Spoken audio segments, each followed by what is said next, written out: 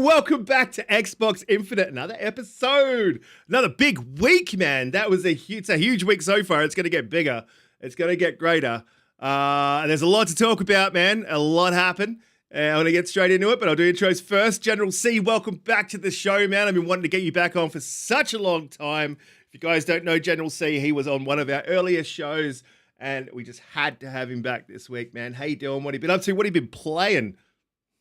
Oh, I'm doing great, man. Doing great. It's good to be back. I think I was on the show when the Activision deal got announced. That was the show when I first popped up in the Xbox Infinite universe. I'm excited, man. It's a great week ahead of us. I've been playing a lot of Star Wars games, watching a lot of Star Wars after I completed Jedi Fallen Order for the first time. So been going for a bit of a Star Wars binge. So if they announce something Star Wars over the next few days, I'm going to be pretty excited.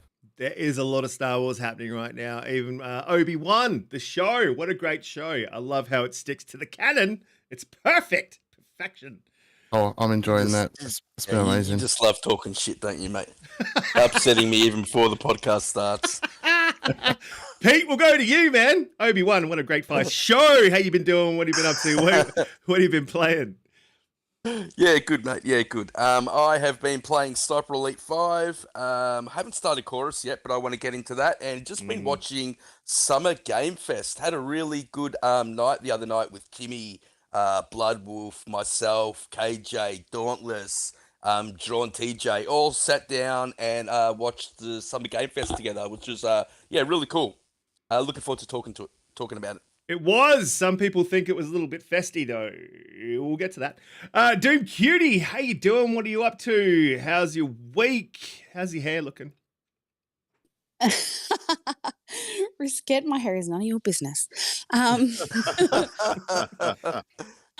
Oh, no, this week, look, it's been hectic with work, but I've still managed to get in some time to play some Fortnite, especially with some of you guys, which I have been enjoying. And also, warring with you in golfing with friends, It's always a good time. Great time. If you have not played golf with friends, it's an absolute hoot. I recommend turning Collision on. I didn't like it initially, but it's a hell of a lot of fun. Golf with friends is great.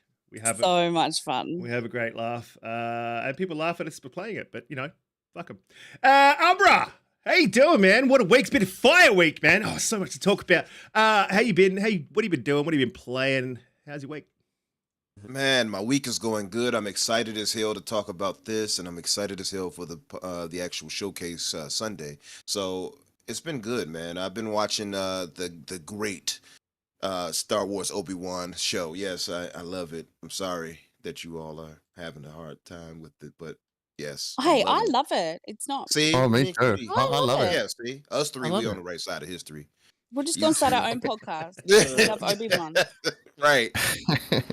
But no, besides that, man, I'm just excited as hell, man. It feels like Christmas Eve to Christmas being Sunday, right? So we got a lot of good stuff shown to us the other day. We got a lot of good stuff to talk about tonight, and today for you guys. But and as far as what I've been doing, I played a bit of Halo, and I do have to get that Golf with Friends game. I know Pete tried to coerce me into it. I'm going to have to get that eventually and play Yes. it with you all. Yeah, but I don't Yes. know. I've just been just been excited about the gaming news. Really, I haven't been really concentrating on anything else. Oh, and yeah. also I appeared on KY Bob's podcast the other night with myself, Bushido, and Dealer. So that was pretty nice. Yes. Yeah, what's that? Yeah. Great show. Well done, guys. I caught a Thank bit you, of that, man. man. Thanks. I didn't get all of it because I've been flat to the board. Because we got the showcase coming up, which we will be streaming live. I'm just going to say, we will be streaming live. Drawn TJ, welcome to the show, mate. I saw you on Boom last night. I saw it today. What's so- up, Drawn? Yeah, so good. Oh, on I you, got to mate. give Drawn a special shout out, by the way. Drawn, I got to give my boy love. Drawn hooked me up with not one, but 2 different games. And I didn't have to do too much manipulation. So thank you. So thank you, Drawn.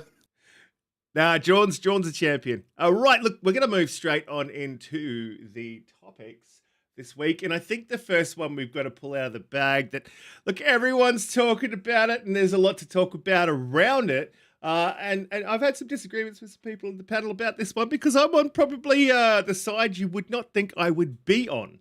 The Last of Us remake releasing in September 9th, 2022. Look, I saw this, man, and I only had positive... Look, from what... people kind of tend to think that I'm on the negative side of things, but I'm actually a really positive person most of the time. And when I saw this, I was pretty super excited for it, man. I did think at the time, if you don't know, I got a PS4 very late in the generation. It was about a year ago, and I played through all their big bangers. And I was thinking at the time, man, The Last of Us is awesome because you have to play the first one before the second one, right? But I thought, like, man, it could really use, an upgrade. A remake would be awesome, and I would play that.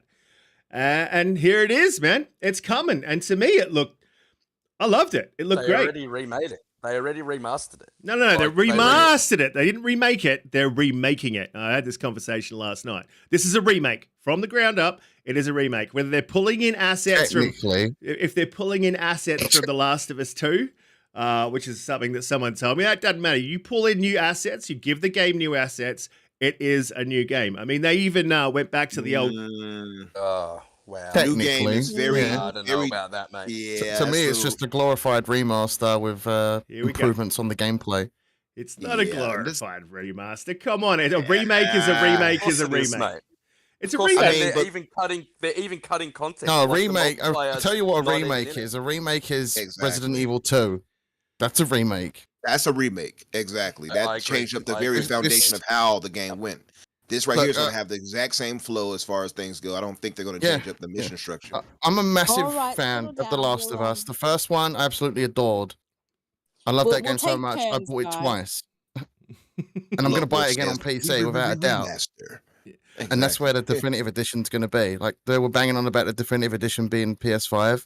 Well, when it comes to PC, that's the actual definitive edition. Because you're going to get the little extras that make that game so much more better.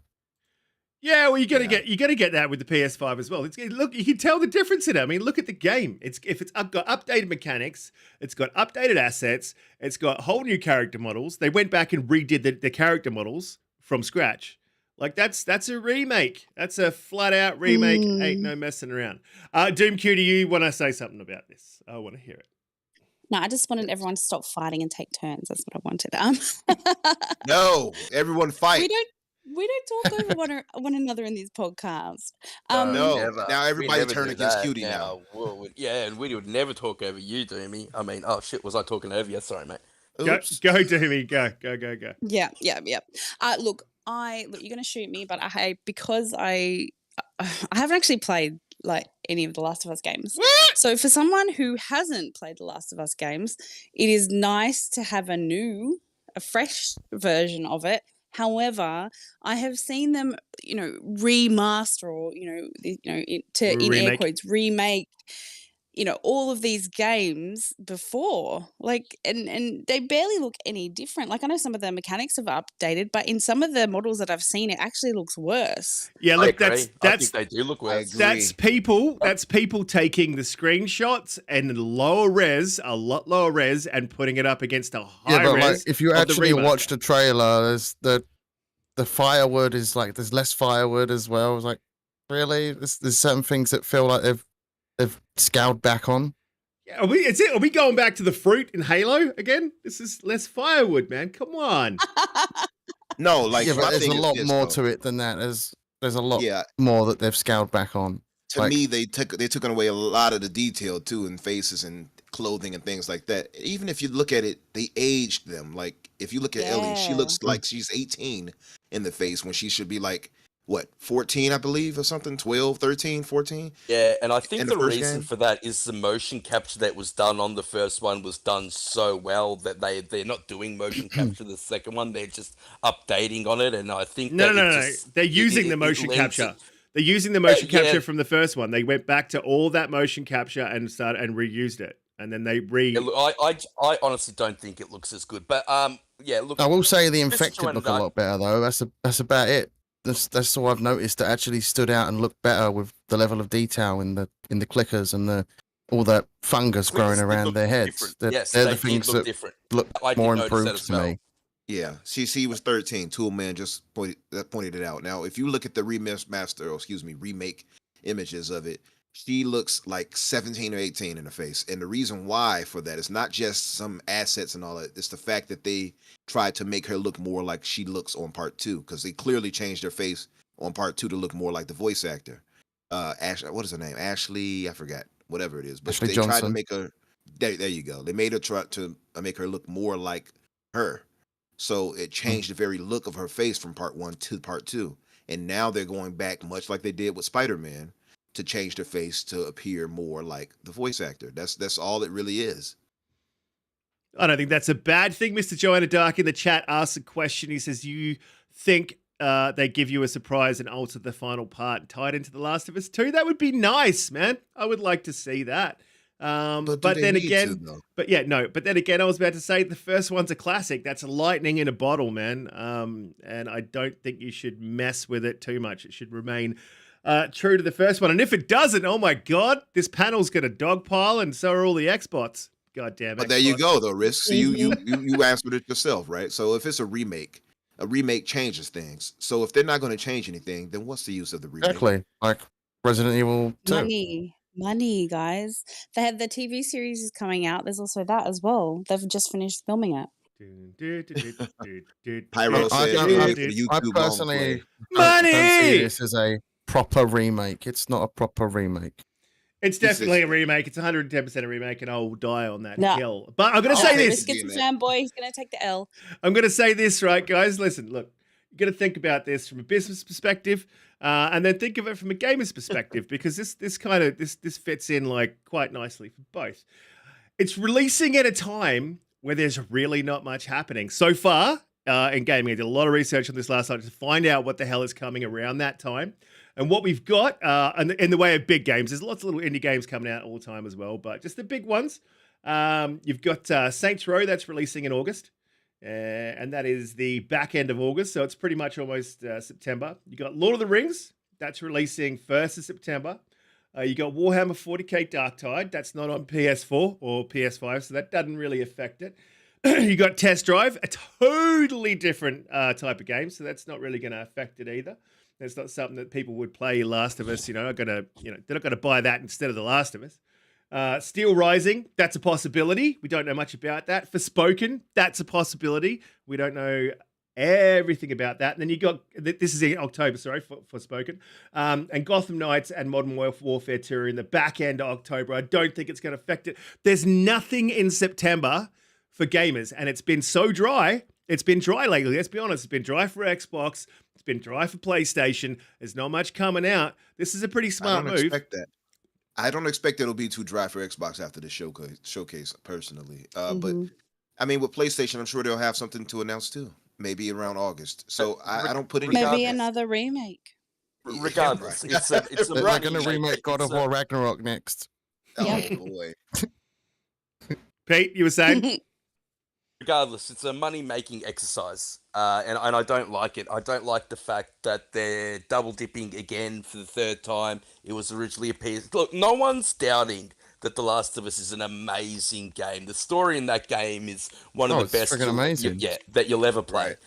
Right. The mechanics leave a lot to be desired, and I haven't played The Last of Us 2, and I heard that they are then transporting those mechanics from Last of Us 2 They're much into better. Last of Us 1. Yeah, and if that Definitely better. does, if that makes the game better, then okay, but I just think it's a stark contrast in terms of what Xbox is doing and what PlayStation I mean, the is game's doing barely in terms scratching of like backwards 10 years, right? It's like in 8 terms or of something. backwards- Yeah, I think in terms of backwards compatibility with Right. FPS boost and auto HDR, it just and not to mention the fact that they're actually removing content in the form of the multiplayer. It screams abusing the fan base, and trying to bleed Ooh. them dry. It does. And the thing is Ooh. that the price tag is the worst Ow. part about it. If Yes. you can't take away more, take away something from it and then charge more. That to me is just silly. That's Yeah, it. it's I don't. I $120 watched Australian. Gamers Initiative podcast Sheesh. just prior to this one, and Elite Gaming Guru was saying so. Initially, it was $60, and Right. then when they did the remaster for PS4, which had all the content plus the DLC, was $50.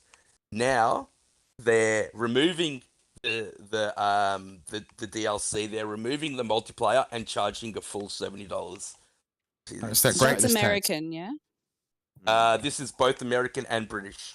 Yeah, so Okay. the British get kind of bent over because they pay. In Australia, we pay extra because $70 does not equate to $120 in Australia. No. It's a little bit Right. lower than that, so we get bent over a barrel as correct. well. I don't know. Yeah, Americans just get everything we cheaper. also got to add the GST. We've also got to add the GST in Australia, which is 10%, and the sales tax from the USA because we don't have a trade agreement with them. So when you do add up all those, it does even out. Welcome to Math with Pete. Guys, if you're just joining us, we are talking about the Last of Us remake. Please hit the like button, hit the subscribe button. If you haven't already, share it out, let your friends know, get us out there, because I think people are going to be pretty surprised at my take. Look, I'm probably going to buy this, but I'll definitely agree $70 is way too much. I've always said that $70 is way too much, but that is their price point. Now, on to the multiplayer. Listen, no one wants that. It might be like you can include the content. Why would you include content in a game that no one is likely to want, nor play, disagree. nor use? Hang on a minute. I'll go to you in 2 seconds. You've got factions coming out whenever the hell they finally decide to release that. Like, no one's going to be jumping on the Last of Us 2 multi. I mean, that's just something that you would put a lot of dev time into.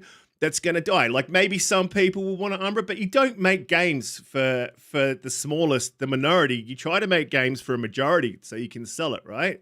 So But you Umbra, have no idea about what's the majority or minority for that, though. Like, that's just speculation, brother. And that's why I say you keep saying, like, nobody wants, you don't want. You don't know what everybody else wants.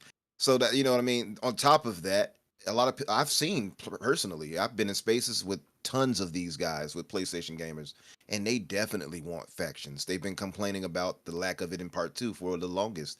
Of Oh, course, I they'll want ignore it. factions. I really enjoyed factions. See, so a lot of people will ignore that once it's, of course, to compare and contrast against Halo, for instance. So they railed against Halo for not having this or that, but of course, and said it was half baked.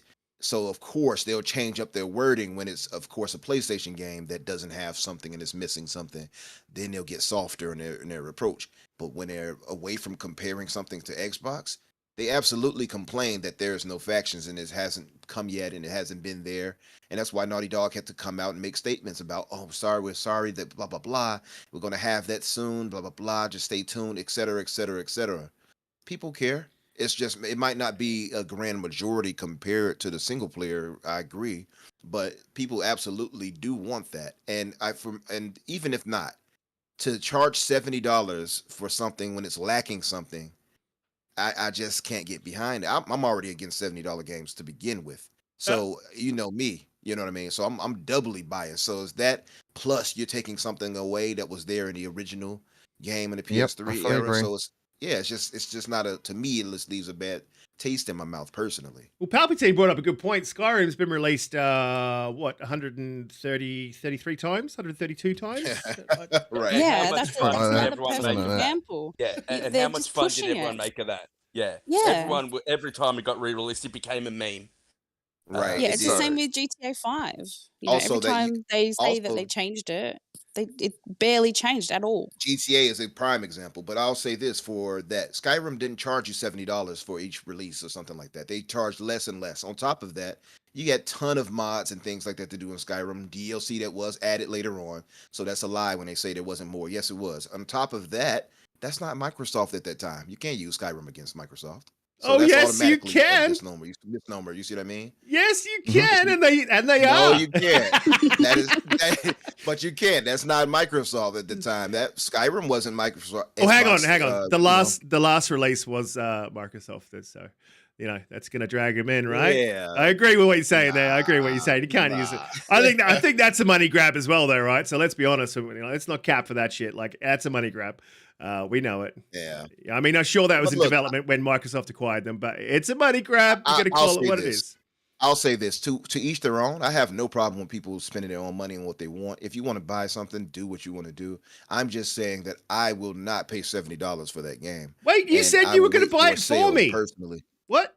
Right. Well, you know, that's just how I feel about it. But I think it's a little greedy. Like Pete said, I think it's something that they know that they can use on their fans and abuse them because the fans will absolutely defend it, Mhm. to death. Mhm. So it is what it is. But I'm not mad at anybody who wants it. I'm just saying that there's no need for it. I don't think it needs to exist Yeah, personally. Mr. John I'm Dark exactly in the same boat. Miss John Dark in the chat said, "Do you think factions will be like State of Decay, DayZ with PvE and PvP?" Look, man, I don't know. They've been working on it for long enough to have everything in there, so I would expect it to be good. It's got to be good. I mean, when did Last of Us 2 release? It was quite a while ago, right? They've had a good 3-4 years working on just a single multiplayer. If you have just joined us, hit the like button, hit the share button, share it out, subscribe if you're new here. Man, I just can't believe people are dogpiling on this so hard. I mean, it looks there's nothing happening in September at the moment. I mean, Umbra. I mean, what do you think's going to be coming up against this? Like, you think they're going to Never start? know. You think they're going to start dropping shit? Like, it's Never know. Palpatine in the chat. It's different when it's a gift. You never know. Hey, I want to give a shout out to KY Bob. I see you down there, brother, and Cozy, my girl, and of course, Forever and everybody else who came through, the supporters, and Dog Poo, my boy. So listen, I think Sony will have something to show us coming up in August or so. You know Sony, you know how they do. They wait for Microsoft to do what they do, and they're going to respond. And Sony is really masterful at that.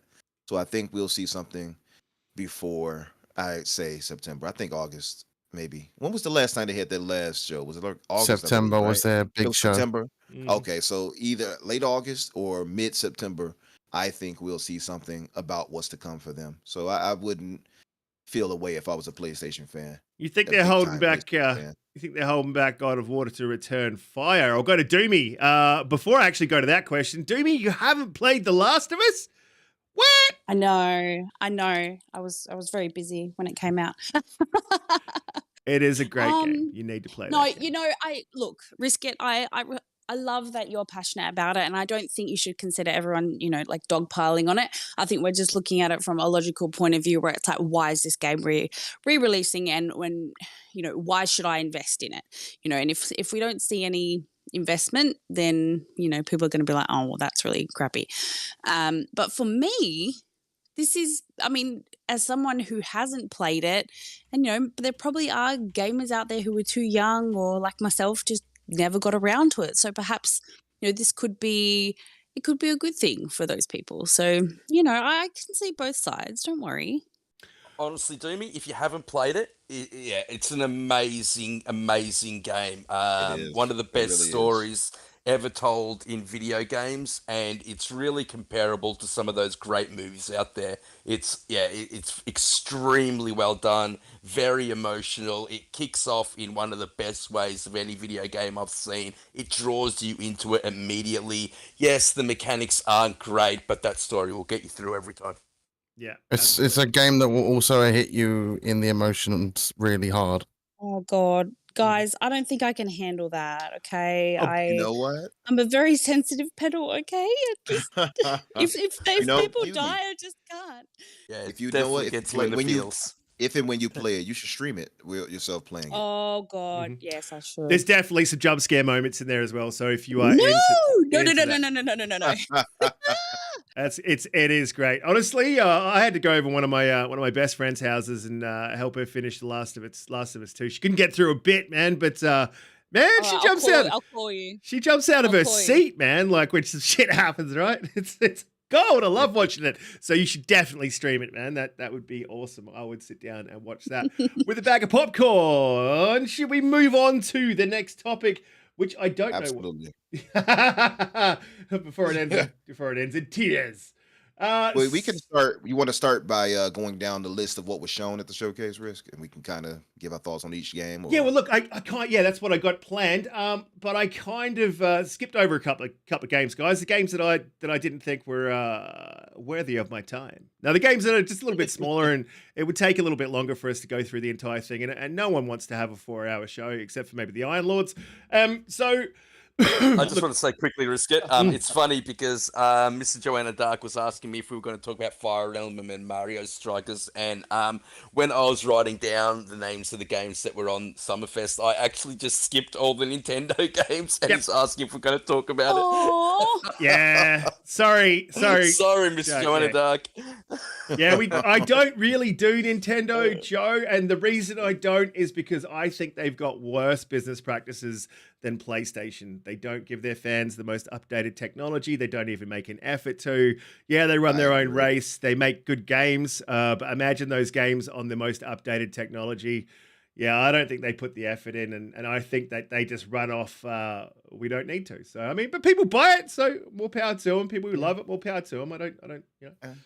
I'm with you on that. I think Nintendo is probably the most anti-consumer overall. Oh, yeah, definitely. They can't even come up with gamer tags, right, when you log in. Anyway, so Aliens Dark Descent, man. Now, listen, I don't know if this is for everyone. I said I skipped over some of the smaller games, but for me, being a child of the 80s, Cyndi Lauper and all that good stuff. The Goonies, what a movie. Aliens was one of those movies that was just like, oh, you know, they kind of ruined it with 3 and all the other ones that came after 2. Aliens, that movie is an absolute classic, man. So any game that comes out, I want to play. I did not play Fireteam because I was in the UK and then everyone played it. No one wanted to play it again. And it's a co-op game, so, you know, I'm sad, but I got over it. But Alien Dark Descent came. Oh, man. This looks good. It's set like 76 years after the first movie and about 19 years after the second. I heard the name Alvarez in there, and Alvarez did appear in the second Aliens. He died, so maybe it's a relation. I don't know. Yeah, I don't know how that kind of works out. Maybe they're going to bring him back. But from what I could tell, I did have a look into the history of this developer. And they are big into, I initially thought it was a TTS, and I said to Grey Monad in the chat there that it was a TTS. I think it's an RTS. It's not a top-down shooter. You have a look at the way that those guys are standing when they fire. They're very static. I thought it was top-down shooter to me, mate. No, it's definitely not a top-down shooter. This company makes RTSs. They're an RTS developer. And if again, have a look at the footage. It should pop up. I got the Ascent vibes from that. Yep, that's what I got to. That's exactly what I got to. Looked like a top-down twin-stick shooter, and I'm pretty sure that's what it is. I also really hate trailers like that because they're very misleading. I agree. Telling what the game's going to be like. Midnight Suns. Yep. Pretty much. Like, as soon as you saw the aliens in there, I thought, oh, maybe we're getting a long-awaited sequel to Alien Isolation. Finally a great game. Yep. I got exactly the same feeling, mate. Yep. So, that threw me off, and then I lost interest. You're talking about the Aliens game, right?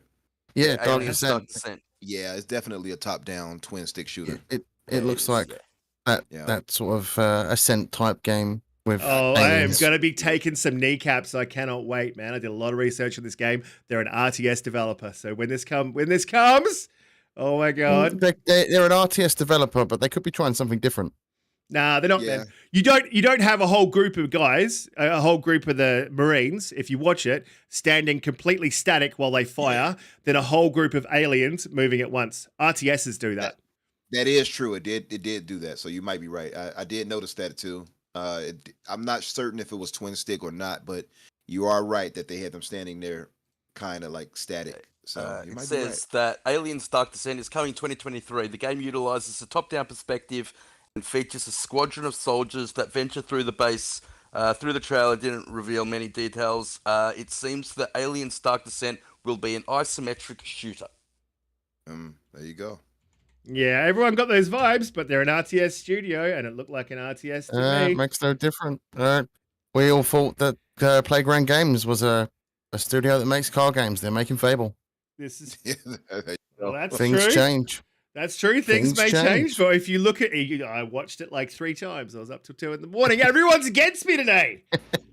And Loadout says that it is similar to XCOM. So, wow, they're like, see, and that just points out what General C just said. It's incredibly misleading where we can't even decide what type of game it is. And yeah, I mean, that's terrible. There's a lot of trailers in this Summer Game Fest that kind of mislead you, and then they turn out to be a completely different game. That's where CGI games lose me, when you think it's going to be something that it doesn't turn out to be. Look, I see. This is the thing. I think no one's super keen to have RTS is kind of niche, and I love my RTSs. So, and when I play, I look for that. So I was looking for it. So maybe I'm just wishing. Maybe you guys are just wishing it's top down. I'd be happy with a top down shooter. Doom Cutie, was it something that you'd be into? Aliens? I've seen the movies. I haven't played the. Seen the movies? Wow. Yeah, I have. And look, wait. What is that? Why is that? Everyone's seen those. If you haven't seen those movies, there's something wrong with you. They are great. I haven't played the games just because I'm not really into like scary games, even if they are like space alien games. But in saying that, I think whenever there's a game that's created or inspired by a movie, people are going to compare like the CGI and all of that to the movie. So, but top-down shooter for Alien, no, don't like that. What about RTS? Yeah. I mean, I definitely get it. You should. I do get the whole not liking certain horror games. I'm not a big horror fan either. Like Resident Evil is probably as far as I go. When it starts getting to that psychological PT area of gaming, I'm like, nah, I'm not. I don't want to be over here. I'm too screaming damaged like for a this. girl. Right. I'll be over here trying to be manly and they over here, and I don't have time for that. It was funny. I was watching the show with KJ, and he was saying how much he hates playing horror games because they scare him. And every game that they announce is pretty much a horror game, from Dark Descent to Routine to there were so many of them. To Callisto Protocol. But yeah, it was very funny. In terms of Dark Descent, I just think it was a little bit misleading, unfortunately. But after playing the Ascent, maybe you're right, Risk It. I want a top-down shooter. I really enjoyed playing the Ascent, and I suppose I would enjoy that more than an RTS. So maybe that's why I'm hoping it is a top-down shooter. Yeah, look, I did have a really good look at it, guys. So, I mean, if I'm wrong, I'll take it on the chin. I always do. That's how I roll. But if I'm right, I want everyone's kneecaps on my desk in the morning. Yeah, it's funny because I'm looking it up now on my phone, and every article is different. Some articles are calling it an RTS. Some articles are calling it a top-down shooter. Yeah, it's just insane. There's no real definitive answer. The Gina made a good point, which I was about to make. If you didn't like horror, guys, if that wasn't your thing, then this wouldn't have been your show because half of the game was sci-fi horror. You bang on, mate. And I love that shit. That is just like my bag, baby. And we're going to move to the biggest one at the end after we've gone through all these because there is one there that's just honestly loved it. Look, So Risk, before you go, you had a question from Doovie. He said, Risk, what are your top 3 favorite RTS games? I did answer him in the chat. Age of Empires, way back in the day. We're talking old school. Command & Conquer. Love Command & Conquer. And look, Halo Wars, I too, but I liked it. The control scheme pissed me off. So I never finished it. I want it with a mouse and keyboard, but they haven't done mouse and keyboard support. But I'm really, really into my TTSs. I love my tactical turn-based shooters, man. They are like my bag. That's where I started on. Like really getting addicted to games on PC. playing XCOM, the original XCOM. Nice. So, You know, I still have yet to play XCOM. I got that, by the way, part 2, I believe. oh, so good. Such a great game. If you're into that, you've got to be into it, but it's such a great game, especially if you ever played the first like pixelated one. When it comes to remakes, people don't talk about that as a gold standard but it is a gold standard. It's up there with Resident Evil 2 when you compare it to the original. Speaking of RTSs, while we're on the subject. Guys, I was going to say, the guys that made XCOM 2, the next game is Midnight Suns. Oh, no, I was jumping over to the Frost Giant game. These guys are the makers of Warcraft 3 and StarCraft 2. And they made a game called Stormgate. Did you guys see this? Look, I kind of looked at it, and I wasn't a big fan of the art style. Apparently, they're running a whole new engine tool. Like within their actual engine, they've got this thing called Snowplay. It reduces latency. It streamlines all the pipelines to the engine so they can put more on screen, more happening on screen, and you can get things happening a lot quicker with the clicks. Things respond better. So that sounded pretty cool. I watched a deep dive into that. This is the thing that I think you'll like, Pete, which is why I was going to it. Thinking maybe you'll drag into this RTS. You might like it. It's got 3-player co-op. So you can play the story missions together. As you could in StarCraft 2 with one of their expansions. Is that something that would interest you, Pete? Yeah, look, I actually like this. Like, it was another trailer that looked incredibly misleading. I mean, Yep. I was going to say the same thing. Destiny vibes with the triangle, and I like the look of the character animations. And then I think at the end they showed a tiny snippet of gameplay, and then they went on to talk about how it was an RTS. So look, I need to see more, but it's just misleading, and we have been harping on the fact that we want gameplay, and these guys know that if they show gameplay, people won't be as excited for their game as if they show that, that trailer. In saying that, people that like real-time strategy games, I think that this will be right up their alley. It looks like it has a good storyline that is divergent, and your choices will make a difference. I think that the story looked pretty cool as well. But yeah, it's a wait and see for me, and I definitely need to see more. Yeah, you got to remember though, these are the guys that made StarCraft 2 and Warcraft 3. So I mean, not the remake, Warcraft 3, very different things. Umbra. Yeah, no, I agree that the art style. I like the art style actually. I thought it looked colorful and nice. It actually drew me in a bit, but it definitely did not seem like it would be an RTS. So I agree with both Jen and Pete on that one. It threw you off a little bit. It didn't convey that really. But I like the art style of it, and I think it could be something special. But again, I'm not the biggest RTS fan, and it's not because I don't like them. It's just because I haven't given them a try really. So I have to get more into them and try them out more, because I've yet to even play Halo Wars. You know what I mean? So I have to get into that really to give it a decent shot. But I wasn't, I just because of that, I wasn't excited for it. But it looks like it could be a decent game at the very least. So yeah, more power to them if so. But I was going to point out, because we kind of skipped past a lot of different games. So for instance, Street Fighter 6, I mentioned it in the chat a while ago. They showed Guile's gameplay. And I'm a big time Street Fighter fan from back in the day. Now, I didn't play any of the more modern ones, but Street Fighter 2, all the different variants of the Street Fighter 2s, that was my ish, right? So that right there, they announced a while ago that Street Fighter 6 will be crossplay, if you all didn't know about that. So that's pretty good, great step in the right direction for that, just to point that out. Yeah, look, absolutely. I will get to all these games, guys. I've got them all written down. They're all on my list to get to. We'll come back to Street Fighter, so don't worry, I haven't skipped over it, even though I am not a fighting game fan. I think that, yeah, I don't know. They're all very samey these days. They're all like, make a combo here, do a combo there. General C, are you into RTSs? Are we barking up the wrong tree here? I don't mind them. They're not my go-to games. I have to be in a specific mood to play them. Is that the kind of mood where Umbra talks deeply and you like candles, or is it just a different mood? Yeah, it's one of them type of moods. No, I wouldn't say I go much on them. Halo Wars I really did enjoy a lot, though. 2, not so much. I didn't even bother completing 2.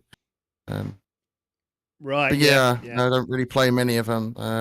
Probably the one I played the most was Civ, the Civ games. Right, yeah. There's a lot out there though that they are very niche, man. You are right. And that, just because I'm a RTS fan and a TTS fan, it doesn't mean that I like and love every single one. I didn't play StarCraft. Someone mentioned that in the chat. No, I didn't get to play StarCraft at that time. I didn't have a PC that could handle rendering a potato.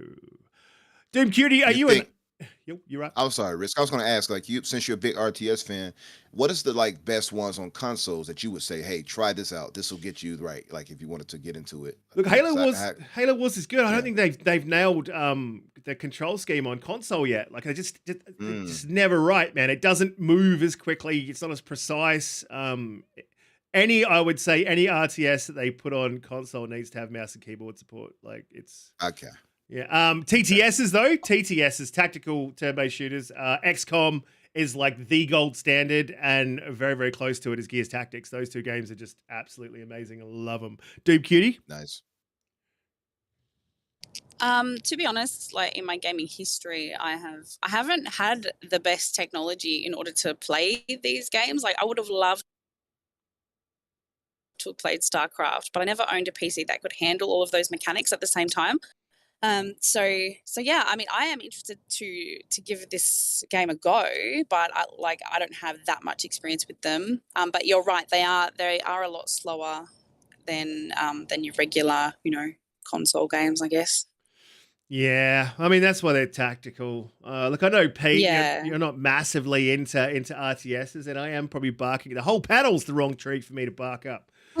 Yeah, I mean, it's funny that you've gone in this direction, Risky, because I know that you are a massive XCOM fan, but then you've recently reinvigorated your love for RTSs. I know you've been talking about Gears Tactics a lot and getting back into Halo Wars, and looks so great, mate. The show really showed a lot for you. I'm a console gamer.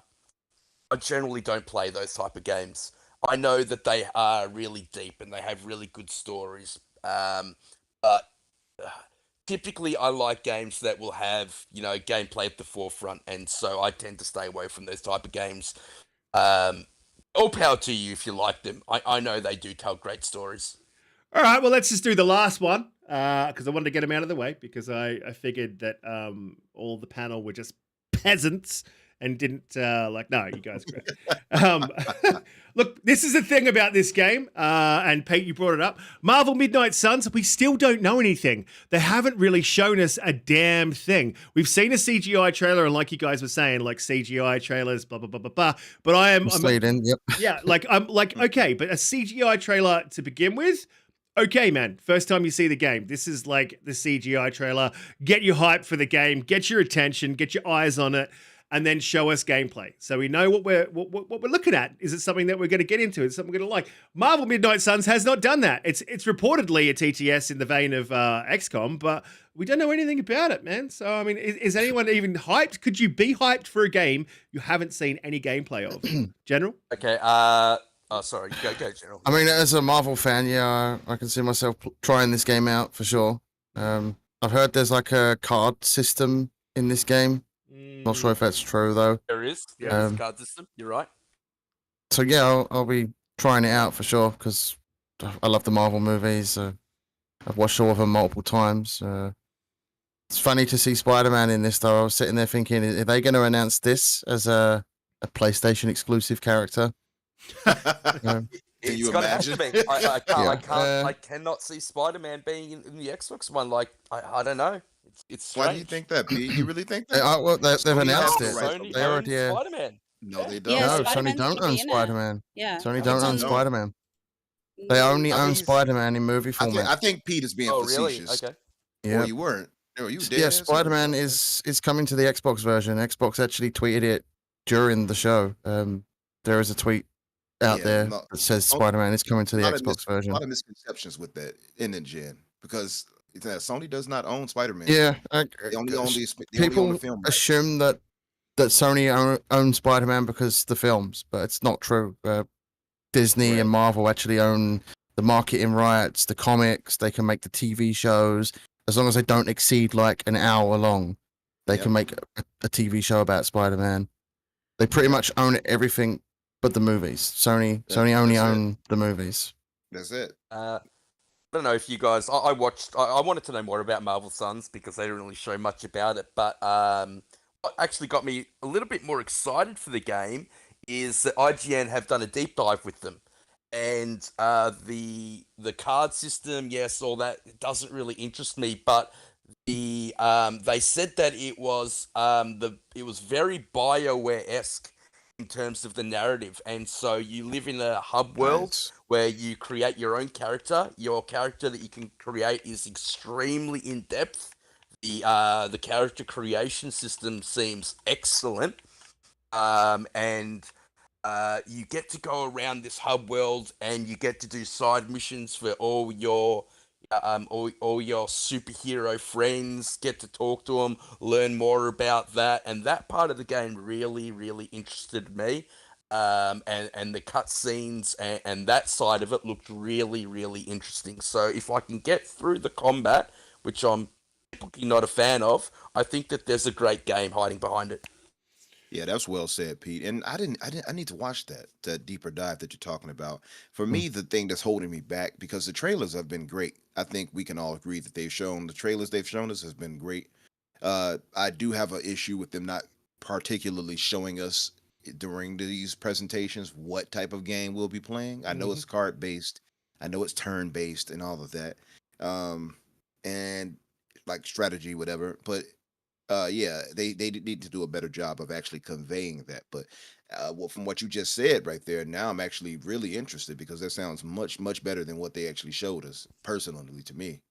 Yeah, I highly recommend it. It's an IGN video and a deep dive that they did. That deep dive, Yeah. was it a while ago? Because I think I've seen it. Oh no, it was just a couple of hours after. Oh, the show. cool. I didn't get a Brand chance to watch that. Right, yeah, because they did after the last time they revealed it. They had like a little tiny segment talking about it, but I still didn't get enough information. And card system, I hear that, and red flags go up, man. As soon as I hear a card system, I'm like, oh, I don't know about this. Yeah. See, I don't mind They- card they- games, so that kind of intrigues me in seeing what that's like.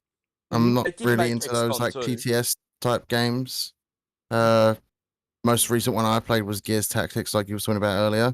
I quite enjoyed that, mainly for the story. The gameplay wise, not really into it, but I can sort of stomach it for the story. So yeah, it's something I'm likely going to try. It's one of the best stories in Gears. That Pete, you were going to say?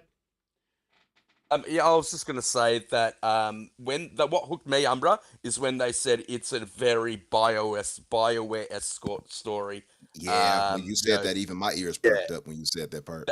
That's what hooked me as well, mate. And then going back and having a look at the art style and just the way they interact with your fellow superhero friends, and then the character creation, how in depth that was. Yeah, I really do think that there is a great game hiding behind it, and this way of marketing it, which is just incredibly deceptive, I think does the game a disservice. Yeah, well, it sounds like I'm going to have some friends playing TTS as playing TTSs and RTSs, so that's going to be pretty cool. Doom Cutie, are you a Marvel fan? You know what? I love Marvel. Get me a man in tights, hashtag thighs. I am literally wearing tights right now. I always wear tights. Constantly in tights. I don't know if you've seen the movie Men in Tights. I wrote that, directed it. Great movie. No, well, look, this game was announced at GamesCom last year. And yeah, it is a tactical turn-based game. And look, I think any Marvel fan is going to enjoy this. I think having a customizable character where I can collect things and, make my own superhero, make myself feel like my own superhero, I guess. And yeah, having my little superhero friends, I think that will be quite fun. And yeah, I don't know. I love Marvel, and I think that the Marvel fans will enjoy this. And yes, you're right. The trailer, it doesn't show the gameplay. I don't think it will accurately represents what the game is going to be like. However, the art style, the theme, the characters, the story, I think that's what's going to draw people in, not necessarily, oh yeah, I love this game because of the gameplay. I love this game because I get to be a superhero with my superhero friends. Whatever drags people into developers- TTS is great. Developers also said that Lilith, the main antagonist of the story, is equal to the level of Thanos. So she's incredibly powerful. And the character that you play, I think it's called the Huntress or Hunter, is a Lilith's daughter.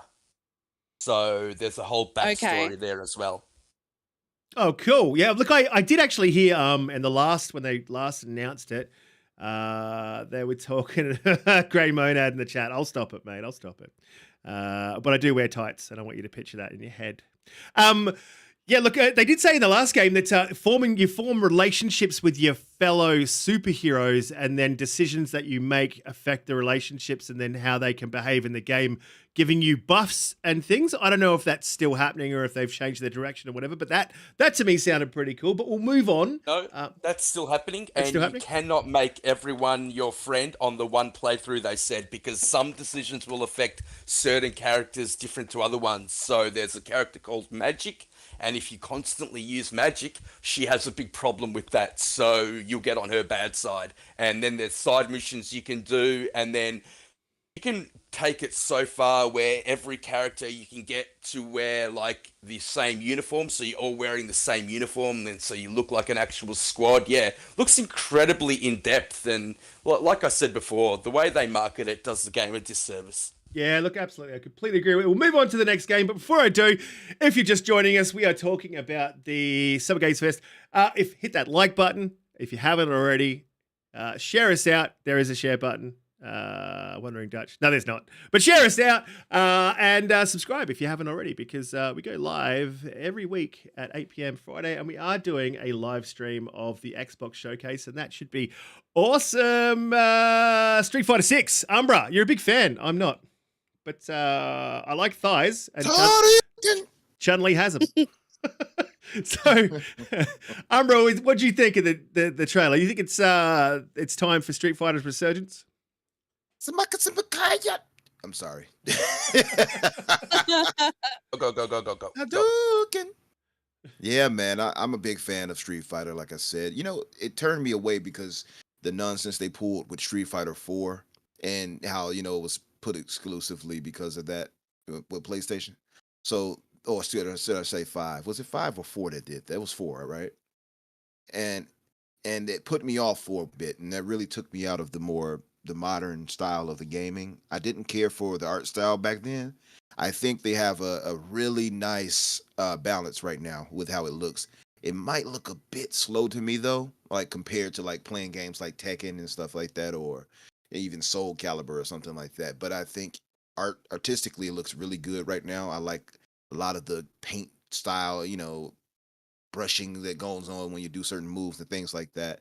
I like the character designs. I like the evolution in the characters and such. The only thing that's weird is like their timeline. It's like a Star Wars thing almost, but it's like so all over the place because it goes from Street Fighter, the original, to Alpha, to 1 and 2 and 3, and then it switches back to part 2, and it's just weird. And then Street Fighter 3 is like after 4 or something like that. It's weird. But yeah, very excited for Street Fighter 6. And like I said before, that it'll be crossplay, to me, I think is they're making a lot of the smarter moves this time around, instead of, because it was so closed off before, as far as they did in that exclusivity hurt things a lot. So with this, I think it's very smart how they're approaching it, and I think approaching it rather, and I think it'll be a good game personally. What about you, Pete? Peter. Sorry, mate. Sorry, what was that? What were you saying? I missed that, mate. Sorry, I just sent a message, mate. Yeah, I see. You're not feeling too well, bro? Yeah, I'm all good, mate. It's all good. Sorry, mate. Yeah, I was just getting a drink there. Just got a bit of a migraine, guys. I apologise. No, all good. But Street Fighter. Yeah, Street Fighter. Yeah, look, I don't like the look of Guile. I'll say that, and I think that comb thing is stupid. In saying that, not having Guile in the game was absolute crap. I can't believe they're bringing him back. Guile should never have gone. I was a player of Street Fighter in the arcades. I know Pyro mentioned the fact that we both played Teenage Mutant Ninja Turtles, but I also played Street Fighter, and my brother would always play as Ryu. So that left goal for me. So he, Nice. he was my man. Oh, you So can. I'm glad they're bringing him back. My later years, I'm not that much of a fighting fan, unfortunately. Because it's Street Fighter, I think I'll check it out. And you don't sing Ender Duken. It's Ender Duken. Hadouken! Hadouken. I think Pete's more of a lover than a fighter these days. That Sonic is true. Boom. That is true. You know what? I'm excited. I'm excited that it's crossplay. I'm excited that like Umbra said, they have made a lot of really with this new Street Fighter. So yeah, I'm super psyched, and I can't wait to demolish some people with my Chun-Li thighs. Yeah, that went viral. Your Xbox Infinite Thighs comment, that was awesome. The butt physics on that Twitter was good, mate. I really enjoyed that. General I bet C, you what do you did. think about what do you think about Street Fighter, mate? Are you a fighting game fan? Are you a Street Fighter player from back in the days? And what do you think about this crossplay? And thighs. I'm a fighting game fan. Never really been much into Street Fighter though. The last one I played was 4, I think, and that wasn't much of it. I'm more of a Mortal Kombat fan. That's where it's at for me. I love the finishing moves, the gore, Might. Yeah, the over the Victoria top in Mortal Kombat's great. fighting moves in Mortal Kombat. Just that's more my cup of tea for fighting games. I grew up with Mortal Kombat. I do like Street Fighter in ways though, but I just never really got into it. I never really had a bunch of people that I played it with. Mortal Kombat was where it was with me and my friends. I'm more interested in the sort of open world stuff, the fighting stuff in this game that they look like they're doing. So I will likely get it just for that sort of what do you section mean of the by game. what do you mean by the open world stuff? Well, there's like an open world hub sort of stuff, right, where you're basically running around as your character by the looks of it. So what, the campaign mode? Because I mean that does tend to get a little bit overlooked in these fighting games. A lot of people think that they don't really have a story, but some of the stories they do tell in these fighting games are quite good.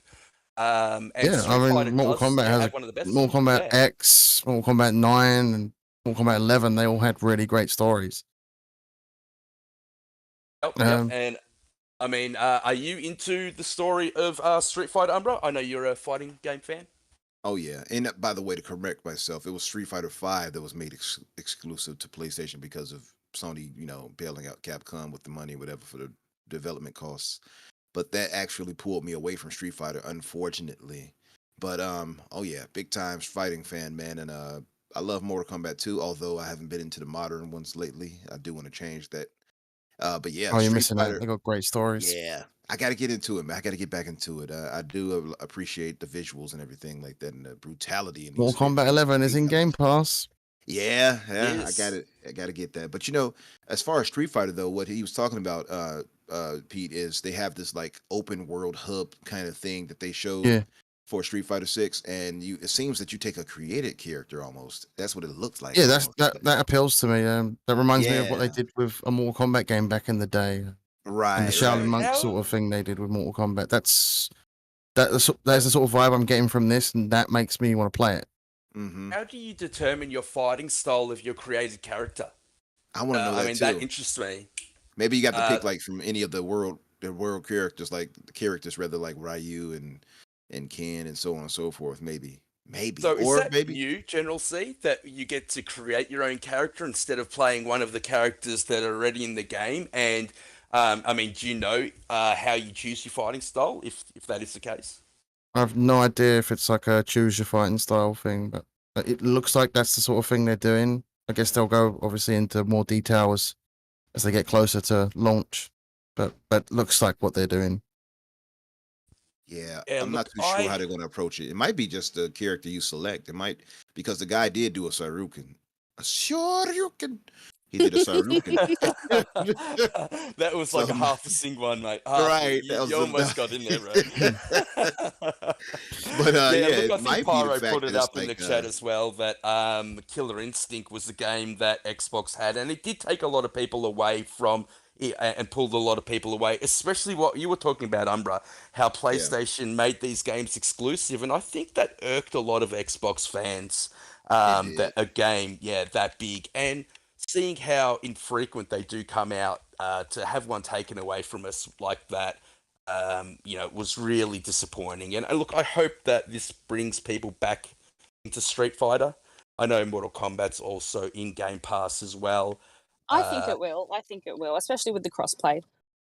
yes, yeah, that makes a big difference, doesn't it? And I love the fact that you can have Xbox versus PlayStation fights. To show our dominance.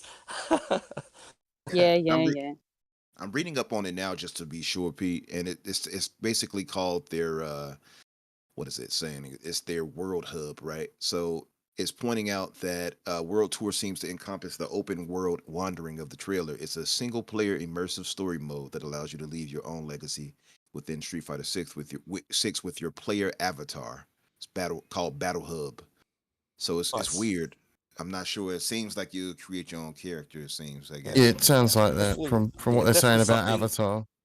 Definitely something that we need to look into further. But moving Yeah. on, and I know Risket would want to talk about the Callisto Protocol, and he's not here, so I'll move on Oh, from that one, oh. and I'll go to Witchfire. Mm. Risket's back. I am back. Yeah, I stepped out to say good morning to my little baby. But Witchfire, yes, absolutely, man.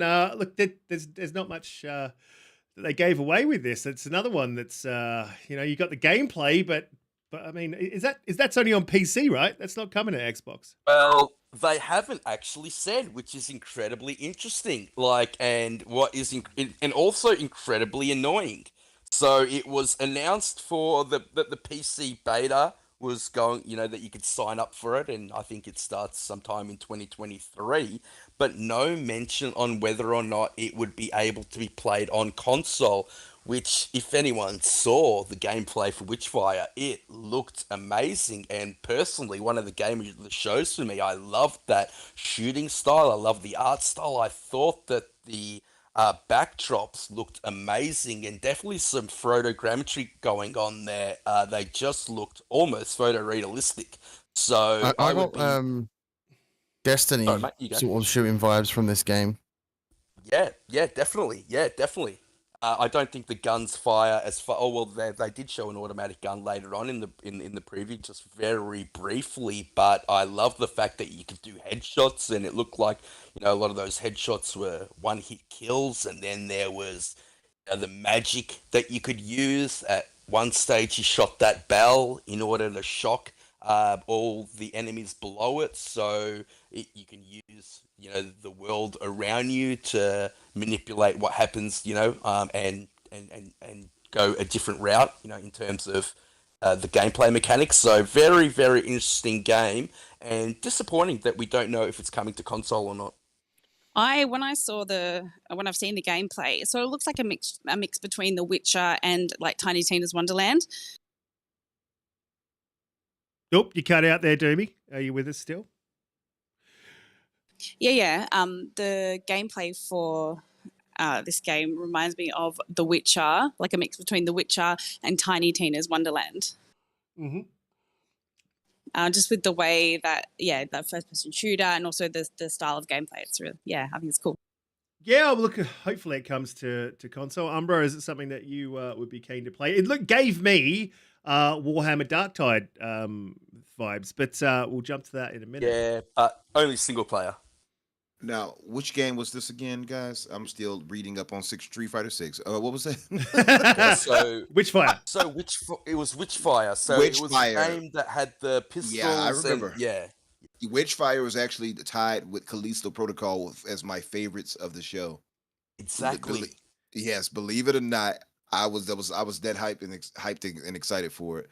That looked really spectacular. They didn't announce it for any consoles though. From what I saw, it looked like it's PC only. Yeah. Steam, I guess. Yeah, I looked into it, and Yeah. they said that there isn't any word on whether or not it's going to be releasing on console. However, developer has launched their previous title on all consoles, so they have done it before. The Vanishing of Ethan Carter, which did release on all consoles. So I'm hoping they keep up. They keep that up, and they do this with this game because it looked amazing. Yeah, General C. Look amazing. General C, I think this is up your alley. This one. Did you see Witchfire? What did you think of it? Oh yeah, it gave me Destiny vibes with like the way the movement with the pistol was, and yeah, it's just something I will be checking out for sure.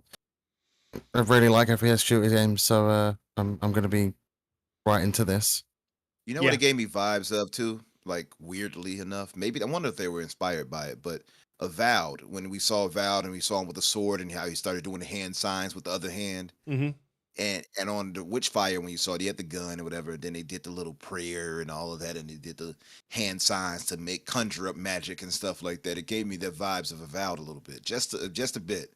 I actually thought I was watching a trailer of Avowed, and I called Avowed out in the group chat. I felt the same way, mate. Yep. Nice. I definitely get Destiny vibes from it. It feels like it's heavily inspired by Destiny. I could see that too. I could see that. I wonder when it started development. It looks really good. Was it using UE5, guys? I believe it is using UE5. I think it is. Yeah. It is using UE5. Yeah. Yeah, it looks really good. Really good. Especially the backgrounds. They had to have been using photogrammetry. They look photorealistic. They're amazing. Yeah, looks really good. I love the movement as well. It's very fast and fluid looking. Yep. Yes, and I love how you gave me a could little Doom vibes a little bit. Yeah, I love how you could shoot across the map just really quickly and use that dash to get out of the way of line of fire and set up your next shot. One shot kills. Just look really, really tight at that gameplay. It looks like they've done a great job. You know, stuff like that, by the way, goes a long way, Pete. Like movements like double jumps and dashes in games, they matter a lot to me. It just, to me, it just opens up the experience. So I'm with you on that 100%. And traversal. I've said it a million times. Gameplay is king. In a way as well, like more on like the world design of Witchfire. It give me Elden Ring vibes with like the castle sort of areas. Well, look, I'd be pretty keen for Witchfire, but look, at the moment, I'm in the camp of we don't know enough, and I've seen plenty of trailers that look absolutely amazing, and when you see the actual game itself, it's not a patch. I mean, Division 2 is a great example of that. So, you know, I am slightly skeptical because it looked a little too good to be true. I don't want to just destroy everyone's hype, but in terms of the overall show, Risk It, this is the one that had an extended gameplay showing. Like other than just the trailer, so I mean I don't think they're hiding anything there. I think what they showed is what you're going to get. I don't think they're hiding anything, but I think they definitely beef up graphics, and we know they do. We've seen that happen so many times in shows. So if it looks like it looked at the show, then that game's going to be like a #1 hit. I don't think anyone's going to be sleeping on that. But we'll move on to Warhammer Darktide 40K because that is coming to Game Pass. I forget the date that it's coming. I think it was Warhammer Darktide is 13th coming of December. September 13th. Yeah. So look, that just looked absolutely amazing. I kind of think it's basically a Vermintide updated, right? Like on steroids. I think they got a little bit more cash behind them on this one, and it does look like a game that's going to be absolutely like awesome to play with friends because co-op. I know co-op's your thing, Pete. So are you excited for Darktide? September? Oh, very much so. Yeah, very much so. The character models on Warhammer are always, top notch. They always have been. I mean, it just lends itself to where they started making, those little painted figurines, which people love. The lore is so deep with Warhammer, and they've made so many games. A lot of them are, I would say, not in your AAA region, but definitely A. This one looks fantastic. The gameplay of Vermintide was good. It was solid, but it was never great. And so if they can merge those visuals with solid gameplay in a co-op world, I mean, I'm there day one anyway because it's on Game Pass, but I can see it being a game I play for a long time. Absolutely. Umbra, was it looking like it was going to be hot? You're going to be online. You're going to play with us for this one. I'm down, man. I'm down. I wanted to get more into Vermintide. I actually still do. we played a bit. I played a bit of it with some of my ES buddies, you know, and enjoyed the hell out of that. I agree with Pete, where it's a really good game, but it's not great necessarily. So some of it could be tightened up, and it looks more of the same from what I saw with the 40K. But it does look good. It overall, it looks like it could be really good. I just don't know yet, you know, if it's going to be more Vermintide or it's going to be a bit better than Vermintide if they learned their lessons on that. But yeah, I'm excited, man. Absolutely, we should all jump on that. Will it be like a 4-player or a 3-player game? I think it's a 4-player, man, and it's coming to Game Pass day one. So I mean, that's a It's must 4 play. player. Right? Yeah. Yeah, I'm down for that. So Doomy, Absolutely. are you keen to chop heads off and blow faces off with Warhammer Darktide? 40K. She be right back in the Yeah, chat. Oh, well, Let's yeah, go. I'm running about 5 screens at the moment. Cool. Well, we'll ask her later, but we'll move on to the next game. Look, there's a couple more games we want to get to before the standout of the show, and I think everyone knows what the standout of the show is. But I think that Monad would probably be a little bit peeved at me if I didn't mention this game. And this game was also announced for Game Pass. And if you didn't know, just quickly run through. There are 4 games in that show that are day one Game Pass, and that's Humankind, the Midnight Fight Express, which looked pretty cool, man. Humankind is only PC Game Pass, Risket. So yeah, only PC Game Pass. Nope. Which one? It's coming to console as well. It's coming to console, mate. Which game? Humankind. Which game? Humankind, the okay. one that's like Civilization. I didn't know that it was coming to console, but they specifically wrote at the end of it PC Game Pass. So I don't know. Yep, it says it's coming to Xbox Game Pass, and it was a console announcement trailer. That's why they stuck it in there. Midnight Fight Express, and obviously Turtle Shredder. Probably everyone wants to talk about that one. I'm not a massive fan. I played Turtles back in the day. I don't know if I want to do it again, and it doesn't have online co-op, so that to me just kind of sucked the fun out of it. I was like, you know, you've got on-screen co-op, so you can sit next to someone and play it, but it doesn't have online co-op. So to me, I was a bit like, kind of ruined it a little bit for me. I don't know if everyone else felt the same way. I think it was a bit of a weird for the choice. Turtles? Yeah, man. For the Twiddles? The Yeah. Twiddles. Teenage Mutant looked awesome, mate. Me and Pyro were chatting about it in the chat. We both played it in the arcade and really looking forward to it. And I know it'd probably be a bit hectic, 6-player online co-op, but it'll also be a hell of a lot of fun. Yeah, but it's not online. That's the thing. That is the thing. That game does not have online co-op. It doesn't have online co-op? Nope, it does not have online co-op. It only has couch Wait, co-op. so it's only couch co-op for 6 players? Really? Yeah. Let me look into that. You sure? Incredibly disappointing. Extremely disappointing. Right. Hold on. That is definitely 100% right. Unless they've changed it since the last time they showed it. But yeah, they made a point of telling everyone that it does not have That's online one of the co-op. things that bugged me about Battletoads. Like, Same couldn't thing play I online said, co-op. Gen C. Yeah. Same thing I said, Jen. I said, why the hell did they make a mistake of not giving us online co-op for that? Yeah, I mean, look that up It does first. have online co-op. It does. Doovie said that it has online co-op, 6-player. So I'm hoping that it does. And I did look up Humankind, and you're right. And another thing that's Risk.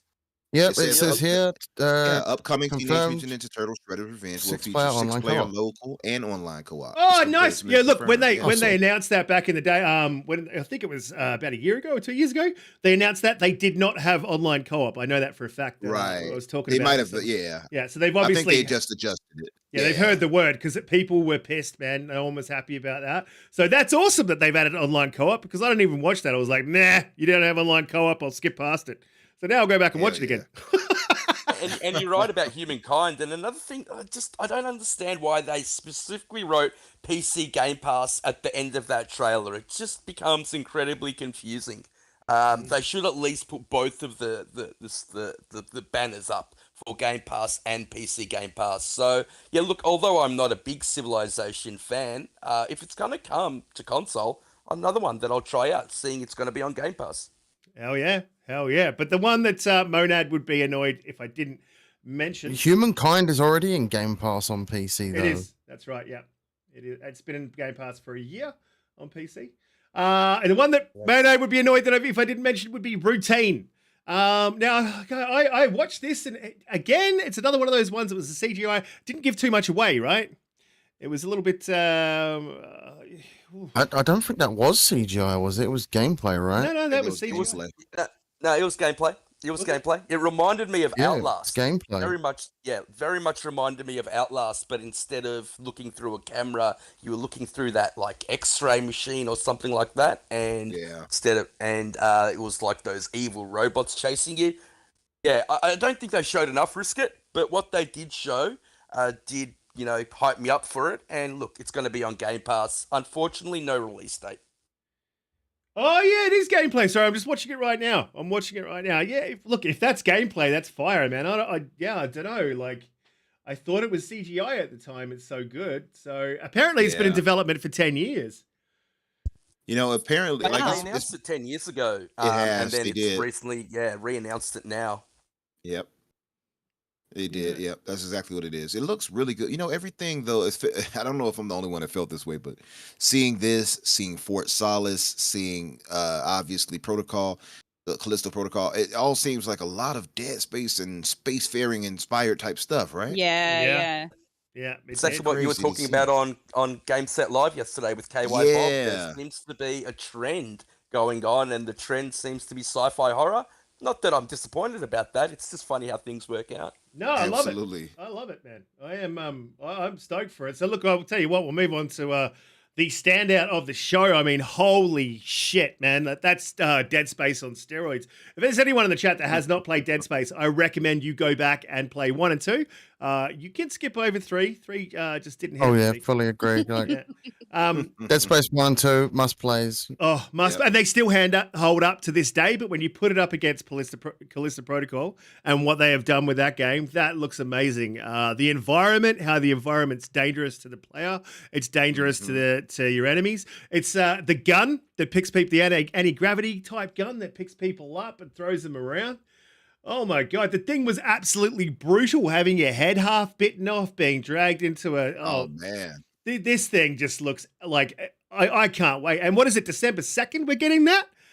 Oh my god! Second. My birthday's the 4th, man. So that's like the best birthday nice. present I could have got, man. I am absolutely super fucking hyped for Callisto Protocol. This is the guy that made Dead Space. And I think EA should be kicking themselves right in the face for shutting down Visceral. That was one of the biggest mistakes they've ever made. I mean, they might have had some missteps, but Oh, I fully agree. yeah, Visceral was a Absolutely. great studio. I'm surprised EA isn't trying to sue him right now because that game is more or less Callisto Protocol is basically Dead Space 4. Like, look how it looks. What are you talking Same about, gun mate? style. Like, look The at it. health Look is at on his neck, not on his back. I mean, completely different, mate.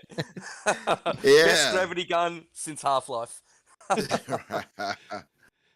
There is I no just wanted cake. to point out that Mocho pointed out that Midnight Fight Express also looked good, and it was a game that is coming into Game Pass also. Yeah, yeah. August Next week, 23rd, right? day one. Yeah, I did. Oh, it's I did go 23rd, over that. that's The right, 4 okay. games. It's one of the 4 games and that looked pretty good. I think that was co-op also. But if one of you guys wants to look that up, Yeah, I couldn't me quite see. tell.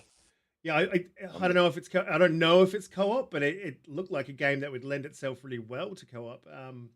But back to Callisto Protocol, man. Whoa, Doomy, is that something you're going to play? I mean, I know you're not big into these types of games, but I mean, oh my god, it looked amazing. I think probably what I'll end up doing is I'll probably watch some other people play it. And then, I know, because it looks fantastic and I think the story is going to be amazing. But yeah, Callisto Protocol is, a Dead Space horror, a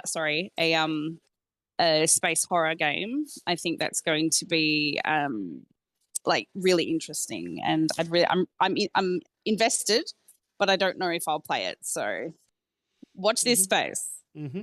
General, you'll be playing this day one for sure. Oh yeah, it's a must get for me. I love the Dead Space games. I haven't played 3 because I heard so many bad things about that.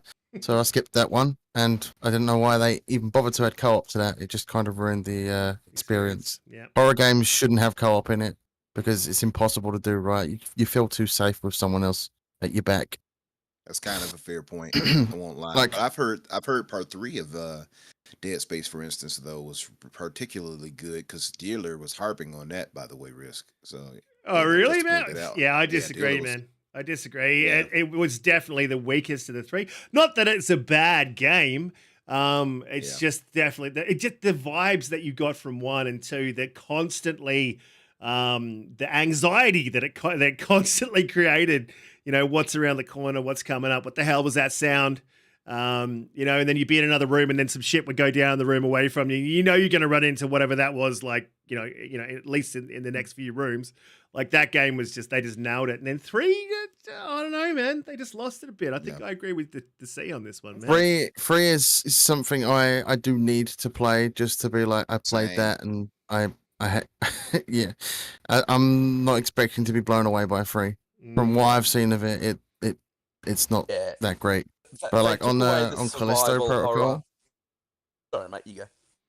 On Callisto Protocol, the level of detail in that game is insane. Like the dismemberment, seeing like the bone and the sinew just hanging from the whatever the hell they are, but they got like zombies or something, right? It was so gruesome. It was so good, mate. It's on another level. Like Dead Space was one of the last games to do something like this on this level of detail, and this game just amplifies that and puts it on steroids. And you know they're going to nail it. So in saying that, General C, what would you prefer?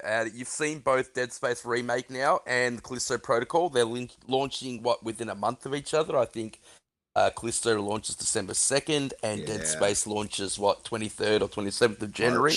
It is It's January, yeah. What would you prefer, I mean, if we're playing a game where I have to pick one of the two, I'd pick Callisto Protocol. Yeah, me too. Because it's the creator of Dead Space. I'm going to go with that every time. That's something in it. But by the way, just to throw it out, for Midnight Fight Express, it is single player, but they talked with the developer, Jacob Dvins. How do you say this? Dwindle. His name is DZW. That is hard to pronounce. Single player mode has the highest priority now, but I believe co-op is a matter of time. I can't promise it on launch, but this is something I want to deliver sooner or later. So they're working on it seems. But right now it's single player for Midnight Fight Express. Right. Yeah, and they're going to have leaderboards in the meantime. Yeah. And that's the thing, it's in Game Pass day one. So, you know, these games are just landing in Day Pass. I mean, on the screen now is Chorus. Now, I don't know if I'll go all the way through this game. That looks gorgeous, by the way. That's what you're playing right there, right? Yeah, it's a great game. Like I think it might end up being a little bit samey. You know, go here, do this, go here, do this, go here, do this, all the same sort of side missions. But I'm only maybe an hour into it.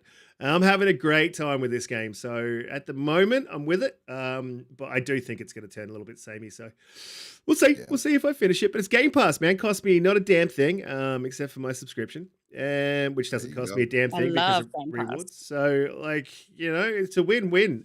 But Callisto Protocol. Now, look. Anyone else has got any takes on Callisto Protocol? Want to talk about anything from the Summer Games Fest? Because there is a couple other things we need to cover before we. Yeah, I'd like to talk about Callisto Protocol. I think that we did Pete. Sorry, mate.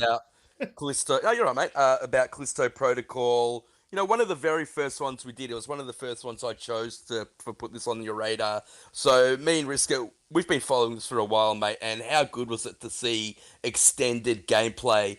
The easily the standout of the show in what I thought was a pretty good show. That game looked amazingly atmospheric, gory, everything you want out of a survival horror game. The shooting mechanics don't look like they're that easy. You have to, you know, concentrate on dismemberment. You also have that gravity gun where you can use the environments to your benefit. It looked fantastic. It just looked fantastic, and I can't wait to play that game. December 2nd. Unfortunately, not going into Game Pass, but it'll be a day one buy for me. Going back to talk about Dead Space 3, it was okay, but they changed up the gameplay too much, where they made it more of a shooter, and you were also playing in co-op, which took away that survival horror aspect of it, and did, you know, the game a disservice. But Dead Space 1 and 2, one of the best, you know, survival horror games ever made. So definitely go check them out if you haven't played them. Exactly, they moved sound design as well in Dead Space. Like it elevates an already great game to another level. Creates a lot of tension. Those nursery like rhymes, whispering and the screams you hear in the distance. Yeah. Twinkle, twinkle. Oh, just great. Yeah, just great. By the way, if you I can't wait to see what they do with Callisto. Like, if you think the sound design was great with Dead Space, this is going to be something different. Next level. Yeah. Way and better. they've also added melee combat, which is different to Dead Space, and I'm really interested to see how that plays out. Absolutely. And Dead Space, by the way, while we're talking about the remake, that sound design looks absolutely crazy as well. So I'm also hyped for that, and I'll be playing both. I won't be picking between the two. I'll probably jump straight off Callisto and go straight into Dead Space. And when it comes to nursery rhymes, if you want to creep people out, any nursery rhyme, you sing it or whistle it slow, and it's creepy as shit, man. Do it to my kids all the time. They love it. So moving on to the last one that we'll talk about. Modern Warfare. Man, I love 2019. I was big on it. My name, Risk It for the Biscuit, came from playing Modern Warfare. That game was great. I think they messed up. Cold War sucked. I don't care who disagrees with me. It was terrible. They went back. They took a step back with the graphic. They just took it's a step back in so many ways. It's just so disappointing for me to see what they did with Cold War. And then Vanguard came, and I don't know. They just didn't hit it with Vanguard. It felt like a melding of Cold War and Modern Warfare, and again, it was good. I didn't mind it. I didn't dogpile on it like everyone else. I played it for a bit. It was okay, but I'm really hoping for a return to the 2019 Modern Warfare that we saw. I will say this. I fully agree with you. Cold War was trash, and so was Vanguard. Mm-hmm. I will say this. I was disagreeing with. I was talking to Colt the other day, and he disagreed, but I didn't see the next genness of this trailer. I mean, Me neither. Yeah, it looked good, but it just looked like another COD. They always have good graphics. Yep. I mean, they always look good. To be honest, I loaded up Modern Warfare 2019 today, and I think that game looks better than this. Yeah. So I was a bit surprised. I don't know, man. I thought they would take it next level. It came through in 1080p, guys. It does look better when you watch it back in 4K. I have. Yeah. In saying that, I do tend to agree with you, but I mean, that's never been the problem with Call of Duty games. They always look amazing, and I thought the water in this specifically looked absolutely amazing. Awesome, and another thing that I really liked, you actually got to see Shipyard, the multiplayer level that is on pretty much every Call of Duty game, in campaign now, so I thought that was really cool. I mean, they're banging on about this being the most ambitious COD game ever. I saw nothing in that trailer that said to me it was ambitious or... That always happens. They say the same shit every year. It's the same. It's just shit more of Modern Warfare 2019, which isn't a bad thing because it's a really good Call of Duty game. But I just hate that when they throw that. It's our most ambitious COD game ever. You say that every year, and look at the last two Call of Duties. Speaking of that, this one's that by 2019 game. Umbra? Speaking of the 2019 game, that was the one that one of the games that Drawn TJ got me. So I just want to throw that out there. I'm going to play that soon. But the campaign is amazing, apart from the ending, because it's cliche COD ending. Whoa, hang on a minute. You haven't played Modern Warfare 2019? I haven't, but Drawn TJ bought it the other day, so I'm going to try it. Dude, you're going to love that. You're going to love it. Yeah, it's a great game, Umbra. Yeah, it really looks is. beautiful. Definitely check it out. Yeah. And I agree with you, General C. They are very generic endings, but, you expect that out of a COD game, mate. Yeah, I would say from what I've seen, though, to me, this looked really good to me personally. And I'm not even the biggest Call of Duty fan. So from what I saw, the water, like Pete said, was spectacular. I think they even talked about that. They have this like aqua something. Yeah, physics. right? Yeah, the physics. Yeah. Exactly. So that you could see it in motion, in action. And I think their sound design. They borrowed the water physics from CFAs. Oh, nice. Yeah, that's the crossover we didn't know we were going to get. KJ, we're having a bit of an argument on what looked better. Call of Duty better. No, but I do tend to agree with KJ good. that Sea of Thieves Water is second to none. Yeah, it's pretty, because we play these games for the water, Pete. Very, very important. Hey, water has always been very, very difficult to do graphically, and they've really, really stepped it up, which is really good to see. It just brings that immersion into the game that draws you into it.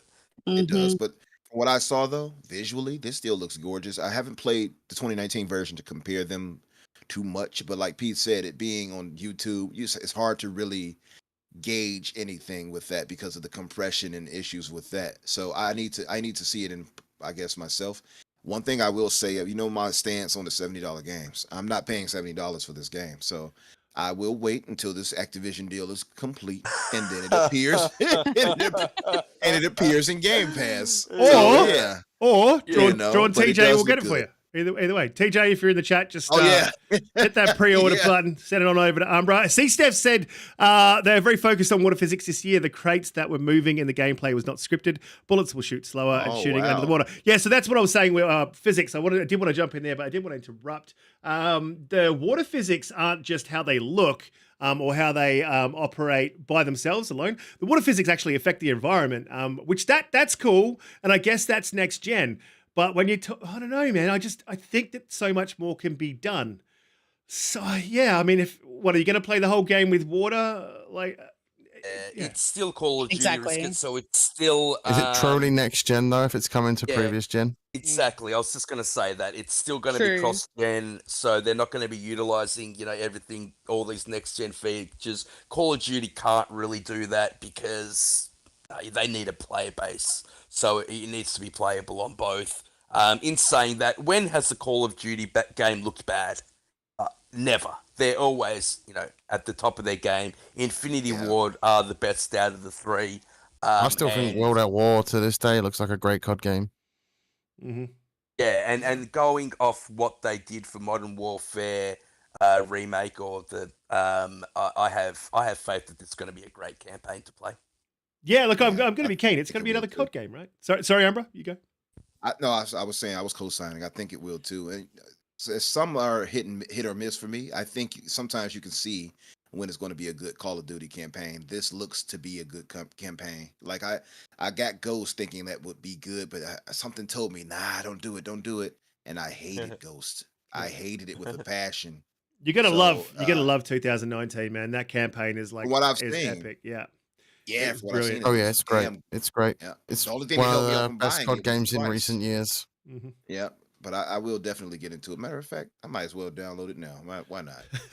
Dude, Cutie, are you a COD Just player? a heads up though, before you think you're going to be able to play that, you've got to download a bunch of packs, and there's 2 that are hidden when you actually load the game up. So depending on your internet, you might be waiting a while. Yeah, the 4K packs, they definitely make a difference. But then you don't have to download the multiplayer part either. So, nice, good. Yeah, you can I choose won't what you use want to that, download. so that's perfect. Yeah, That's and then, perfect because I don't want multiplayer. There's actually at a all. couple of packs as well. Umbra, you probably want to look it up on the internet, but there's actually a couple of packs that mess with the game. And if you do download them, you'll end up with glitches and problems. So probably just check that out on the internet because there's a few you don't want and there's some you definitely do. Doomy, are you a COD player? Doomy, are you a COD? Tuvi's on the chat saying Treyarch's better than Infinity Ward. Huge call, mate. Huge call. I have to disagree with you, my friend. Yeah, I disagree.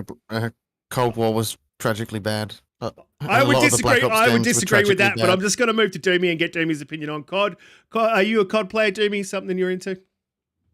No, I'm not really a COD player, but I will say every time I see an ad for one, it's very dismal, and that's probably why I haven't played it. They all look the same. I mean, you're not wrong, but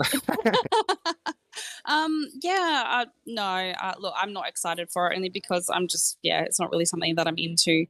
It just reminds me of I don't know, a teenage boyfriend that I had, and you keep going back to them in their 20s and 30s, and they're just the same, just with a different wardrobe. Apologies. Someone. Look, what I would say, Doomy, is try out one of the campaigns. They're incredibly impactful, and they're very, very well done, very well scripted. They don't typically end very good, but I'd highly recommend the Infinity Ward ones. Maybe not Infinite Warfare, as Doovy pointed out in the chat, because that one wasn't the best. You know what, Doovy might be more attuned to the multiplayer, and I'm looking up some stuff, and a lot of people seem to like Treyarch's approach to multiplayer more as far as the smoothness of gameplay and approach to it. Nah, he's wrong. But he's definitely wrong. Infinity, multiplayer or campaign. I don't give a shit. Yeah. Multiplayer campaign. But campaign-wise, they say Infinity Ward is leaps and bounds better. Infinity Ward does the best multiplayer. 2019 is the best. People are still playing that game. It's still big. People are still playing Cold War 2, mate. I know you don't like it, but I actually prefer Cold War's multiplayer over Modern Warfare. Yeah, because I just prefer the smaller arena shooters. I feel that the gunplay is a little bit tighter. There's a lot less camping, and On top of that, the zombies mode is just incredibly fun to play with friends. Yeah, I mean, if you're a 12-year-old kid and you like that kind of thing, and there's no skill involved, I think Cold War is the game for you. If you're a tactical player and you can play FPS Twitch shooters, then probably and a manly man, of course, and a manly man. You forgot that part. And you like camping? Oh, definitely, I don't camp. Ain't no camping for me.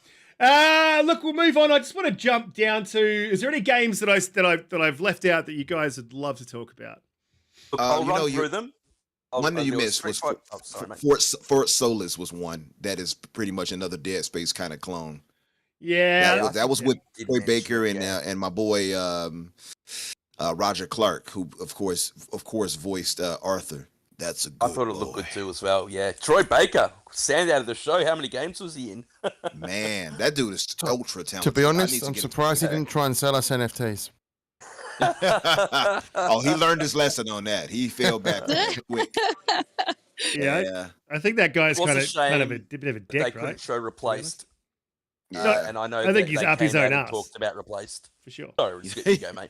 I like Troy Baker a lot. I think he's really just overly talented as hell. Like when he did that Joker. If he could remove his think about that. Go from him playing Joel to him talking for Joker and sounding just like Mark Hamill. That dude is talented, man. Oh, he's talented, man. But if he could just remove his head from his own ass, then I think I would like him. Can't deny he's definitely talented, but he's definitely got his head firmly placed up his butt. Yeah. He's got an ego, like a dictator-sized ego, man, that dude. You can just see it on him. I mean, when you're that talented, I guess I can see why it kind of blew up his head a bit. But, Pete, you were going to name some other games. I know one of them that stood out for me was American Arcadia. Yeah, I don't want to go through all. Well, I can if you want. There was Street Fighter 6, Alien Dark Descent, Callisto Protocol, Modern Warfare, Flashback 2, which they're bringing back. I know Drawn TJ was incredibly excited about that. I'm hyped for that too. Love the original. Witchfire, Fort Solis, Routine, Stormgate, High Water, replaced, but they couldn't show anything. American Arcadia, Goat Simulator 3, which we all thought was Dead Island, and they pulled the bait and switch on us. Really great trailer. That got me so bad. I was like, about time, and then it panned down. I was like, the graphics don't look as good as it was. To be honest, I was like, wait, hold on. There was a Goat Simulator 2? Like, where? Yeah. What? And then it wasn't. They sort of skipped that. It's more of a joke sort of thing. Yeah, there's one in there's Goat Simulator 1. That's in Game Pass. It's fucking hilarious. Midnight Suns Marvel game, Cuphead, Midnight Fight Express, Teenage Mutant Ninja Turtles, Humankind. That's to cut you off for 1 second. That Delicious Course, how long did that take? Damn, that's been a long time. Yeah, I lost interest in Cuphead at this point already. At this point, they may as well. It's not going into Game Pass, which was disappointing. Oh, that sucks. Come on now, how did they not? Yeah. That's terrible. I was going to say too before you go, American Arcadia. That one was a standout for me too. By the way. That looks really damn good. If you all didn't remember it was the 2.5D. How about we do this? How about we, instead of going through every single game, because some of those games that you're calling out, Pete, we have already covered. Let's just pick out one of our standouts. Okay, well, I'll pick a couple more that we haven't done. Saints Row did the Boss Factory thing, so you can download Boss Factory and you can design your own character. You can do that now. I'm not sure if anyone. That looks so cool. Yeah, I played with a little bit with it last night, and it's really, really awesome. I definitely recommend you guys jump on there because it's so cool, and I think it's a great idea ahead of the release of the game. And Metal Hellsinger, which is you can be there for hours making your Saints Row character. Yeah, Metal Hellsinger was interesting, right? Yeah, and that has a demo. Game. Yeah, that has a demo that you can download today if you want to play it and try it out. It's the one where you killed to that heavy metal music. They had System of the Down. They had a lot of other recognizable 90s heavy metal bands. Lamb of God and all that stuff. I'd rather shove a struck match up my Jap side. Well, the demo's out today, downloadable for free. You can try it out. Definitely not going to try that out. It wasn't visually impressive compared to like everything else we saw. Especially, it looked like a last gen game. No, just not a big fan of screaming metal. I don't know, man. I'm not a big fan of that either. I'm going to be honest with you, but I can turn it down. But I do like the aspect. I like the idea. far as the Yeah. idea, the premise. The idea is cool. The problem is I usually turn down the music in most games, and I don't think you can really do that in a game that's designed to be played to Oh the yeah, music. that's a good But point. Mhm. I'm gonna turn it down and get my ass kicked. yeah, yeah. And one other game which was they said was completely made in Unreal Engine 5, which is why it stood out to me, was Layers of Fears, the Layer of Fear sequel. You know what? Or I Yeah, the think Layers that of looked Fear is in Unreal cool. Engine 5, but it did not look that impressive to me visually. I'm Oh, going to be honest with I you. thought it looked. No, Mm. I thought it looked good, mate. I thought it looked good. I It don't know. definitely looked I have to go and impressive look to at it me. again. I thought that I have was, to look at it again. yeah, it looked real. There don't were have a lot of- moments in I'll it say which this, I don't- didn't look good, but there was a lot of Yeah. stuff in there that looked pretty good. Like the metal effects were pretty decent. Lighting The light effects going off The the lighting, planet pretty yeah. was decent. really good. Yeah. You know what else too? I don't have the biggest faith in Bloober Team. I'm just going to be honest with you. I don't think they're that great. And once I found out that they had pretty much stolen every idea they had for the previous Layers of Fear, the original one, when I saw that was pretty much stolen from another game, I was like, okay. So you We all just thought they were thieves. making Silent Hill, didn't we? That was the big rumor. And I think Did they you still play are. the medium I think that though? is still the rumor. Did you play the medium? I didn't play the medium, no, but I didn't hear great things about it either. Yeah, look, I think they were budget constrained. I think that was the issue. I think now they've got a bit of a budget, they've got a bit of cash behind them. I think this might be a good game. And look, man, everything these days is taken from something else. I don't think there's anything that's completely an original idea, right? I mean, at this point, Yeah. everything's kind of been done.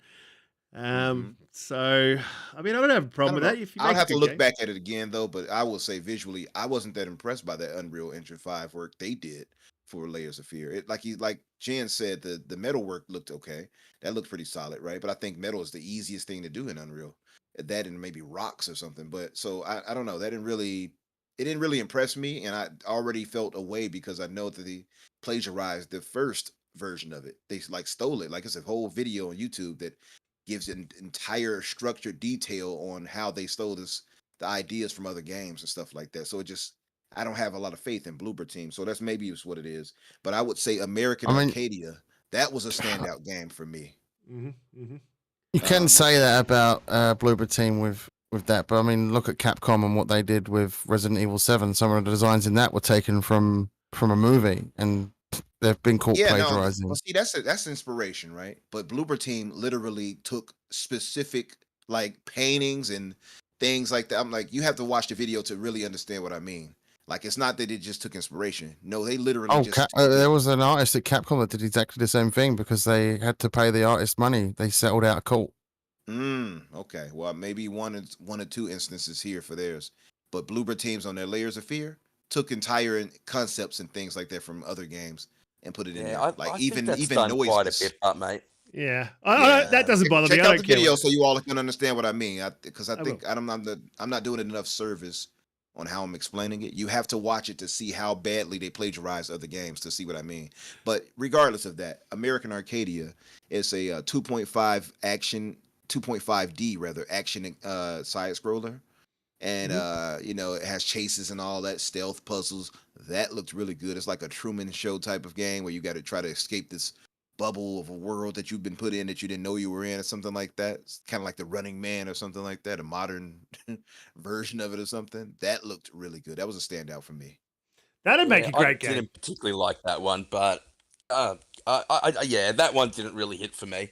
But I'm interested to see more about it. I like what Seat Steph pointed out. He's already created a character in Saints Row, which is really cool. And I agree with you, mate. The amount of customization in that game and what you can do with your characters is incredibly in depth. And yeah, really, really cool, some of the stuff. And I'm really interested to see what some of the community, makes just with how in depth it is. I'll be doing what I always do. I'll be making a character of myself. C. Steph also said something else in the chat that I want to move to, guys, because what I was driving towards is the Devolver Showcase, and I'll just get everyone's standouts and what they thought. Umbra, I completely agree with you on your standout. Plucky Squire, and C. Steph said the same thing.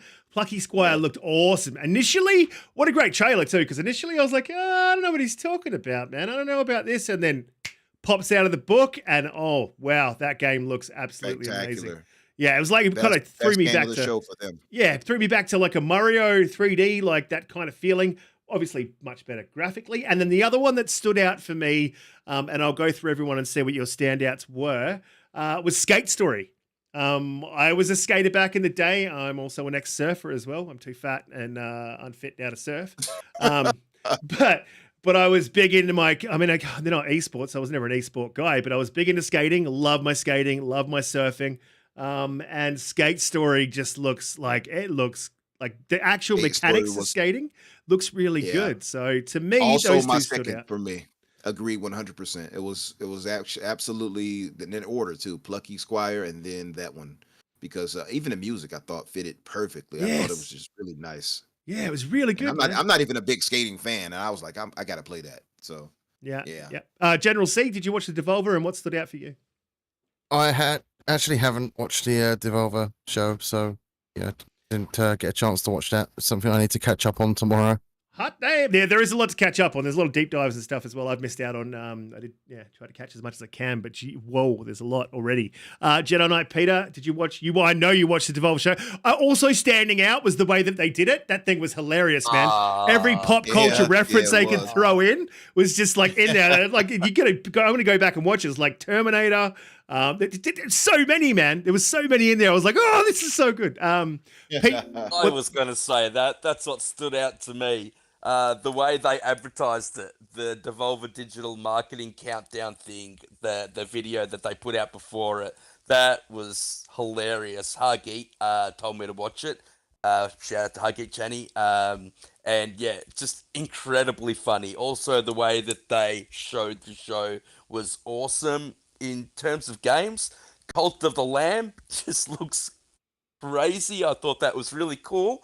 And I think it was made in Victoria because they had a little symbol at the bottom at the end that said that the Victorian government was involved, and that means they would have got too. Yeah. Yeah, they would have got some money from them. So definitely going to check that out just to support Victorian developers, which, are a dying breed, unfortunately.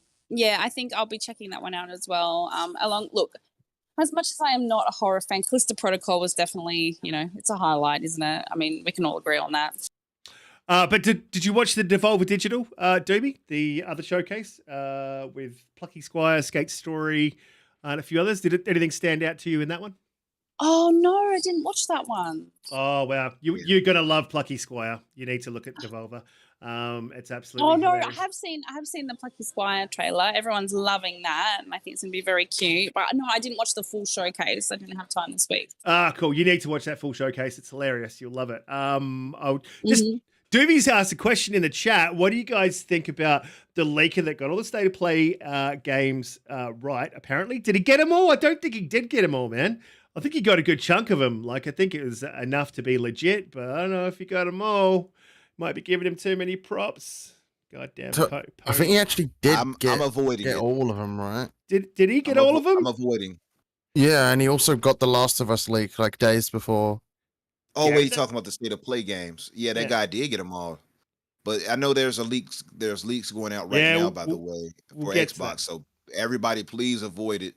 If you want to be surprised at this show, I'm actually going to tune out during this part when Risk does this because I don't want to. Yeah, I'm going to have to do the same because I want to be surprised. I've seen lists and whether they're legit or not. It'd be the same list that I'm about to shout out here. So if Umbra doesn't want to hear it, there's a bunch of different lists going around, and some of them seem like they could be plausible, and some of them seem like they're not so plausible. Yeah, right. Say right, this right. too. Gotcha. You know, one of the guys who leaked a lot of things from the news, like Tom Henderson on Twitter. He speaks about it here, and he says that, "Do I fear the Xbox show will get leaked in its entirety? Rather." He says, "Yes. Will I leak it? No." He says, "I'll talk more about the rumblings I'm hearing tomorrow in my stream. But in my opinion, if you want it a surprise, just turn the internet off until the show starts." And then somebody asks him, "Are the rumblings that they're saying a good thing?" He says, "It will be a very capitalized all letters good show. So I don't want to know anything personally." All right, so honest. I tell you what, we've got another one that I'm going to hit, and it is a leak from Xbox, but I won't call it out yet. What I'm going to do is we'll jump to another subject, and I'll hit everyone up in the chat, and if they want to hear it, we'll do it. Those that don't want to hear it can tune out, and if you do want to hear it, All good. If you don't, we will skip over it. I'm happy to do that. Look, everyone disagrees with me on being a top-down, shooter for Aliens. Look, I'm telling you, It was people, pretty close. go back and 52-48. Yeah, Very close. Go back and watch it again, guys. I'm telling you right now, that's an RTS. I will die on that hill. You don't have static movement of whole groups of soldiers in a top-down shooter. It doesn't work like that. So I tell you what we'll do. We will jump to Matt Booty. Talk about Matt Booty. We haven't heard from the Booty for quite some time, so I don't want to talk about Matt's booty. No, just his thighs. Good call. I like it. Look, Matt Booty had a discussion with IGN. And I'm trying to find the exact quote. Here we go. He says, if we acquire a game that comes with a big community across a number of platforms, the last thing we want to do is take something away. He basically said he doesn't want to dissect communities and pull them apart. He wants to keep them together. That's not what they're about. His exact quote I can't find right now. Oh, you go. The last thing we want to do is take something away. If we feel that it's our job, to be caretakers, to be shepherds, to continue to build and nurture that community, not to cut it up into pieces and try and take something away. And that, look, man, I personally don't give a shit if something goes to PlayStation. I don't care. Like, it comes to Game Pass. So to me, obviously some games have got to be exclusives to bring people into the oh, there you go. Alien DD is under the RTS tag on the stream. So, everyone can just put their knees on the table. Because I won't be chewing them up. What was I saying? I don't care, man. If things go, obviously you need to have some exclusives go to Xbox. You got to bring people into the community. I think Game Pass does a good job of that, but you also need to have exclusives. If for nothing but shutting the ponies up for that's always helpful. But so look, man, if they don't make COD an exclusive, it's not a big deal to me. It's not a thing. Like General C, we haven't got your opinion on this. If COD does not become an exclusive to Xbox, is it going to bother you, man? I don't care. It's going to go to Game Pass. That's where it's going to matter. Exactly. Umbra? Sorry, what was the question, Risk? I'm still reading up on things. Anyway, what was that?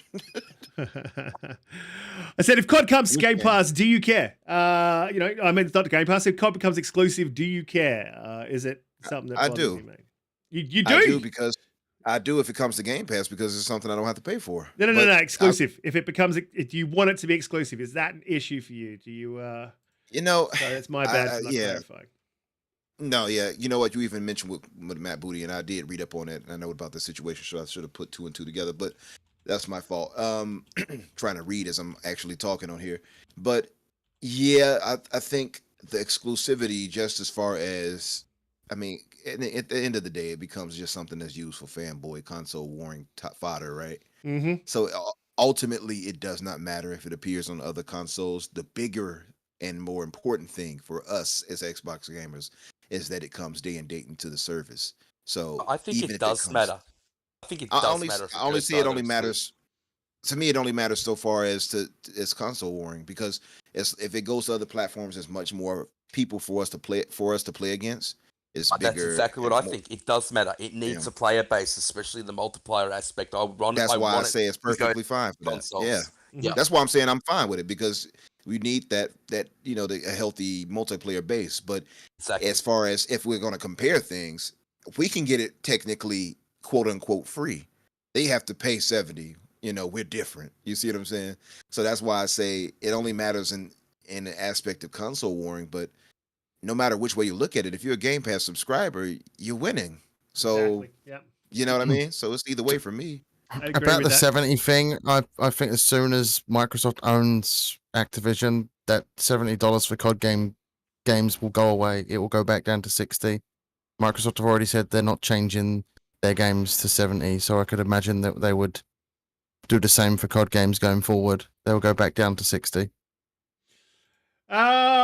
Look, man, we got a 50-50 on people wanting to hear about this leak for Xbox, and it does seem pretty legit, man. So it could definitely spoil some things. So guys, just hit a yes or a no. Let me know what you want to do, and don't vote for Umbra. He can block his ears, man. He's a big boy. You'd be right. If we're going to talk about it, I'll deafen and mute on Discord. So just leave a message when you're done talking about that, and I'll pop back in.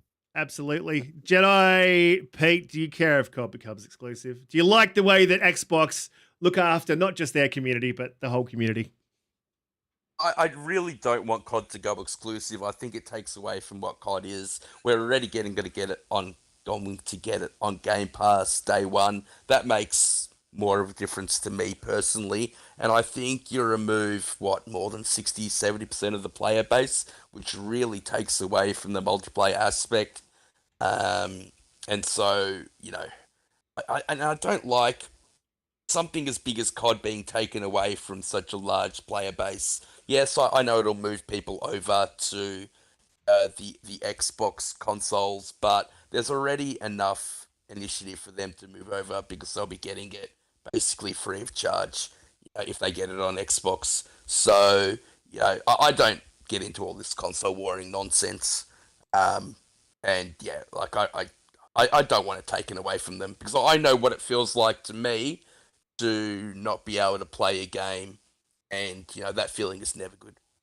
Aaron Hazley, yes, it is the 2-page list, mate, and it seems like very legit. It seems like I can believe it. I can definitely get down with it. I think it is fairly accurate. It's unfortunate because it happens every year. Doomy, I know you don't really care because you're not a COD player, but just for the ecosystem and for Xbox itself, would you think going exclusive is a good thing for COD? Going exclusive, I mean, look, I think it's good in regards to the sense, there's less pressure on the base, there's less competition. I don't know. I honestly don't really mind. I don't care. Well, maybe when you play the campaign, you will. Maybe I'll change my mind. Look, I still got 50-50 in the chat, so we're not going to talk about the leaks, guys. We're going to skip over it because if the people, I think the people who don't want to hear about it should take precedence, which is unfortunate because I really wanted to upset Umbra. That was my plan. I know we spoke about this. I would prefer to be surprised. I hate getting things ruined for me. It's like knowing what your Christmas present is going to be. I know it's going to be great. You guys are going to be spewing. I was going to be like, ha ha ha ha. Now I know. We all know. I'm the same way. I hate having things spoiled for me. So I'm really against that personally. Damn you guys, you just ruined all my fun. Seriously. Demos coming to Xbox. Listen, this is a bit of a one that's been, I don't know. I've seen a few different takes on this one. And look, I heard Dealer's take, and I understand what he's saying, man. And look, demos behind a paywall. Yeah, look, I can get that, but I think it's just adding value to something we already have. If we only had demos in Game Pass, that would be a totally different thing. But to me, just throwing demos in there, like for the hell of it, not charging you any extra. I don't think it's hurting the developers. They're not pushing them to do it. I don't agree with having demos in the highest level of your tiers and making people pay for demos to try out games that you're going to sell them. I don't agree with that, but I think giving developers an opportunity to make their games into demos so that people can check them out and maybe get some more sales for themselves. Yeah, man, I can see that. I think that's not a bad thing at all. But I mean, having it behind a paywall kind of puts a pox on it, and people got to keep that same energy. So I understand that as well. But I think they're different things. I don't think they're the same.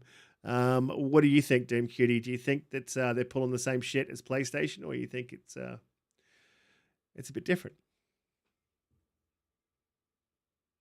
We'll go to Pete. Well, I feel I'm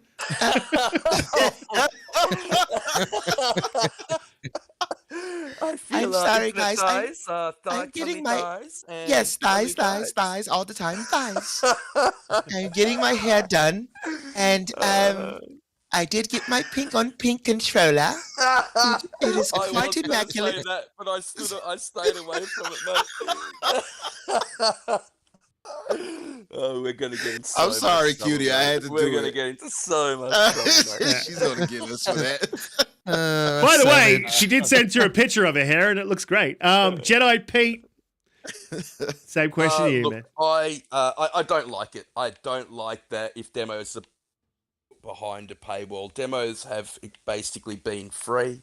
Yeah, I get it. Someone was saying that you had to buy the Xbox magazine to get demos, but the Xbox magazine came at a certain price, and you didn't get demos every week. And the weeks that you did, they didn't up the price. They were free demos. I get the value added proposal and all that kind of stuff, but I think that you're putting them behind the paywall, and I don't like that. I think it's a bad look, and it also screams that they're copying Sony. Now, I get that it's different, because I heard that Sony is forcing them to make a demo. Yeah, that was a rumor that they dispelled. So that's not actually, they're actually forcing people. Yeah. Okay. But one thing that differentiates Xbox's way they're doing it and Sony's way of doing it is the developers will actually get a slice of the money through Xbox. So I like that. It's the only redeeming factor, if you ask me.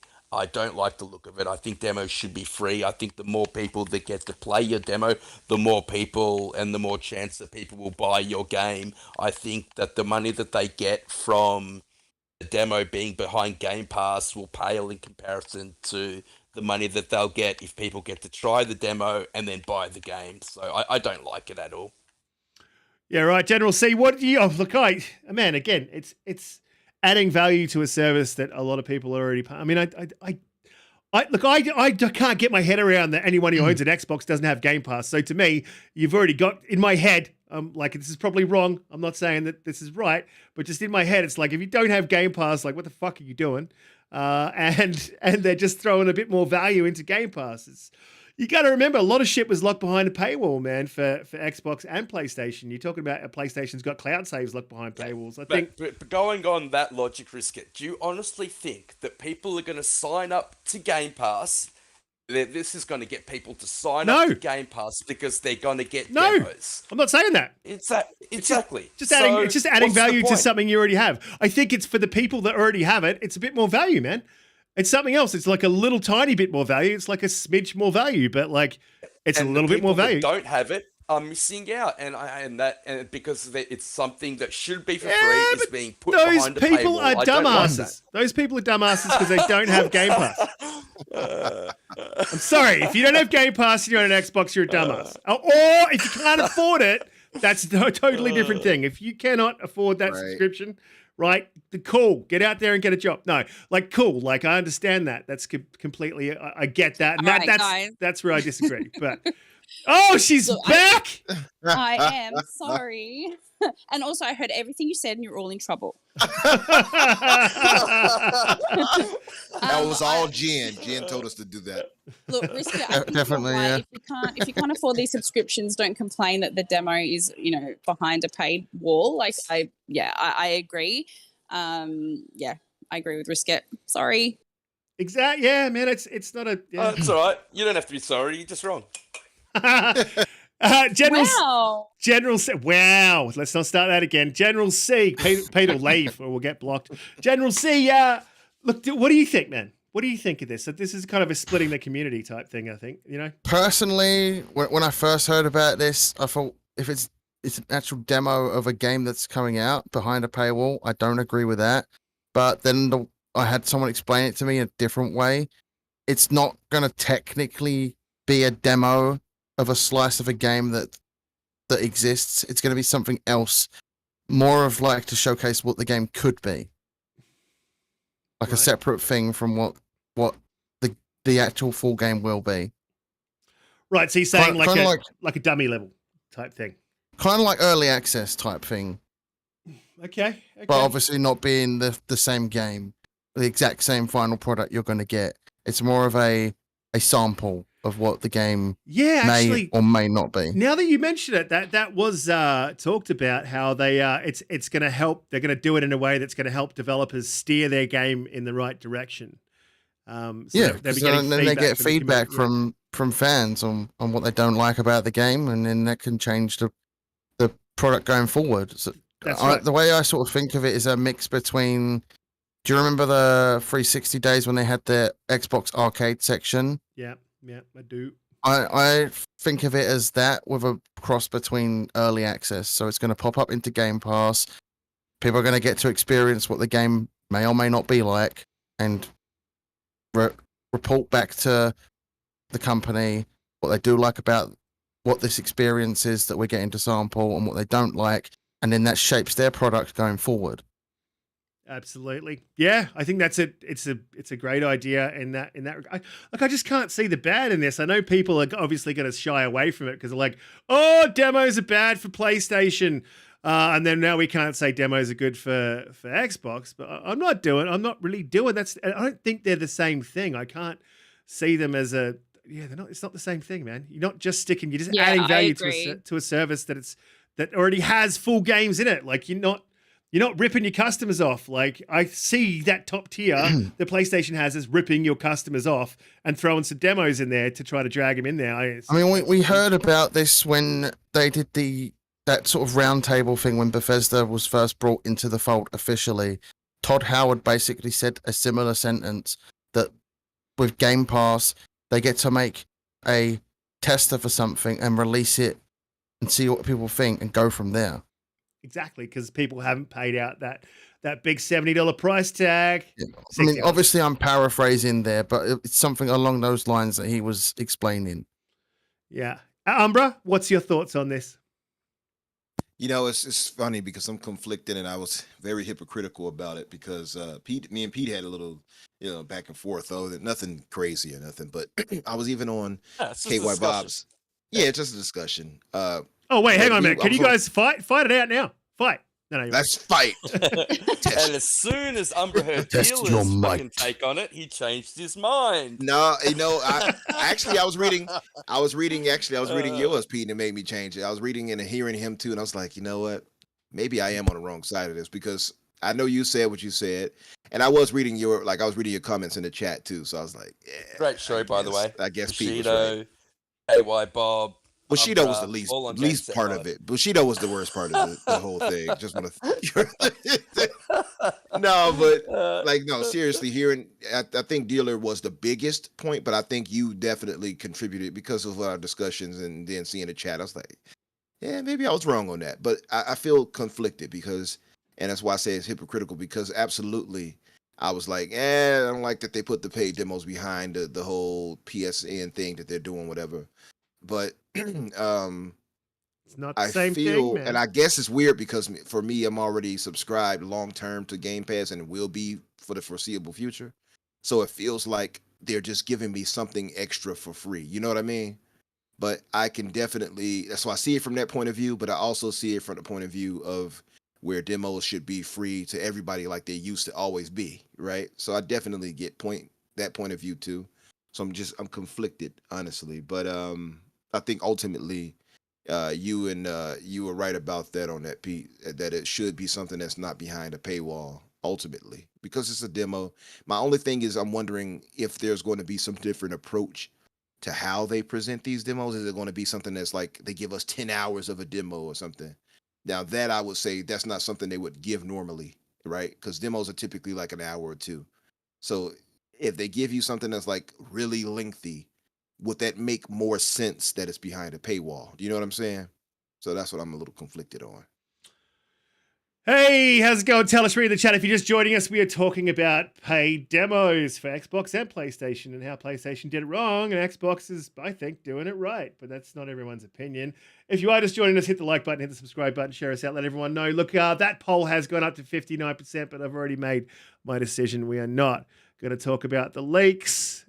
You can find them online, man. So if you're keen to check them out, you can go do that. It's just unfortunate I made my decision. Otherwise, it could upset everyone, which is what I'd like to do if you've seen my Twitter. Or you could just watch our watch party. Yeah, come through the watch party, everybody. Or you can join us live. Yeah, we'll be streaming the watch party tonight. It's going to be an absolute ball. I think we will be having a giveaway. We'll discuss that behind the scenes. Are we doing the giveaway, Umbra? Fuck it. Are we doing this? Oh, I'm doing it. I'm in it. Are you doing it? I'll be in it We're with you. talking about doing a giveaway, guys. So for those that didn't know, we're talking about doing something pretty massive for a giveaway in celebration of just the community and, of course, the showcase. And I think we're all pretty excited for the future of Xbox. So we're thinking of doing something for that. Are we going to share it out? Are we going to say what it is? We can. Do you all want to share it out? I'm down and just let everyone know what it is, man, because we will be giving away a Xbox Series S. So, come in, hit the chat. Yes, get excited, everybody. The Xbox Series S is what we speculated on actually gifting to somebody. I think, though, we have to figure out how to go about, sending it through. Nominating a winner. Yeah, we got to get the rules set out for that. Obviously, people have to tune in. Maybe we'd have to be a little extra thicker with it. Like maybe you'd have to say these key phrase or type these key phrases in the chat first or something. I don't know. We'd have to figure out something to make it more fair to everybody. But besides people just tuning in, it won't be anything crazy. We won't be asking for naked pictures or anything like that. Right, nothing crazy. Nothing crazy.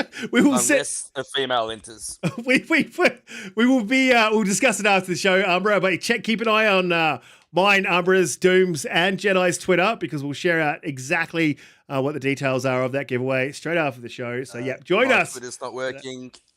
Join us. What? Your Twitter's not working. Twitter's not working. I can't get into Twitter. My phone's broken. I'll do it a different way. All good. That's all good. All good. Look, we'll go to our last subject. Look, and I think this is huge. No one seems to give a shit about it, but it's massive. It is huge that Xbox is putting Game Pass onto Samsung TVs. I think it's Samsung Games or Samsung Play. That's Gaming Hub. Samsung Gaming Hub. That's effectively putting an Xbox console, nearly an Xbox console, or at least the ecosystem, into every living room. So that buys a Samsung. I think that's a massive thing. And I know PlayStation did it with PlayStation Now, but I don't think they had their entire library. And I don't think it was only in one country. I believe it was only in America. Xbox is doing this, I think, all over the world. It's in every country that cloud is available in, which is ever expanding. General C, what did you think of this? Did you think it was big news? I mean, sorry, go. Sorry to intercut in, but I just want to say one thing for those who are worried, like Aaron Hazley here. He says he's never going to watch another watch party again. When he watched the Devolver Digital one, the host, girlfriend, wife spoke all the way through it. We are actually not going to do that for ours. Nope.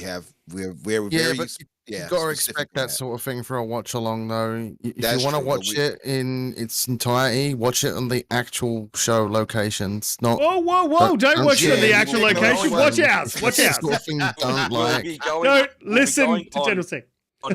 We'll be going on camera. Well, Yeah. Doomy will be going on camera and Risket will be going on camera. So you'll be able to get a lot of their reactions without actually having to talk over them, just through their facial expressions. So we won't be talking over the show, guys. Please don't worry about that. We'll be very respectful. Your fears are alleviated. We will not do that. We spoke on that specifically. Don't forget that we are watching it for the first time as well, and we are incredibly just as excited as you guys to be watching it. So we'll be very respectful of that. Yeah, we're going to talk before, we're going to talk afterwards, and if there's some in between interview stuff, we may talk over that. But otherwise, I don't like people talking over my stuff. I would be pissed about it, Aaron. So I completely understand, mate. That ain't going to happen.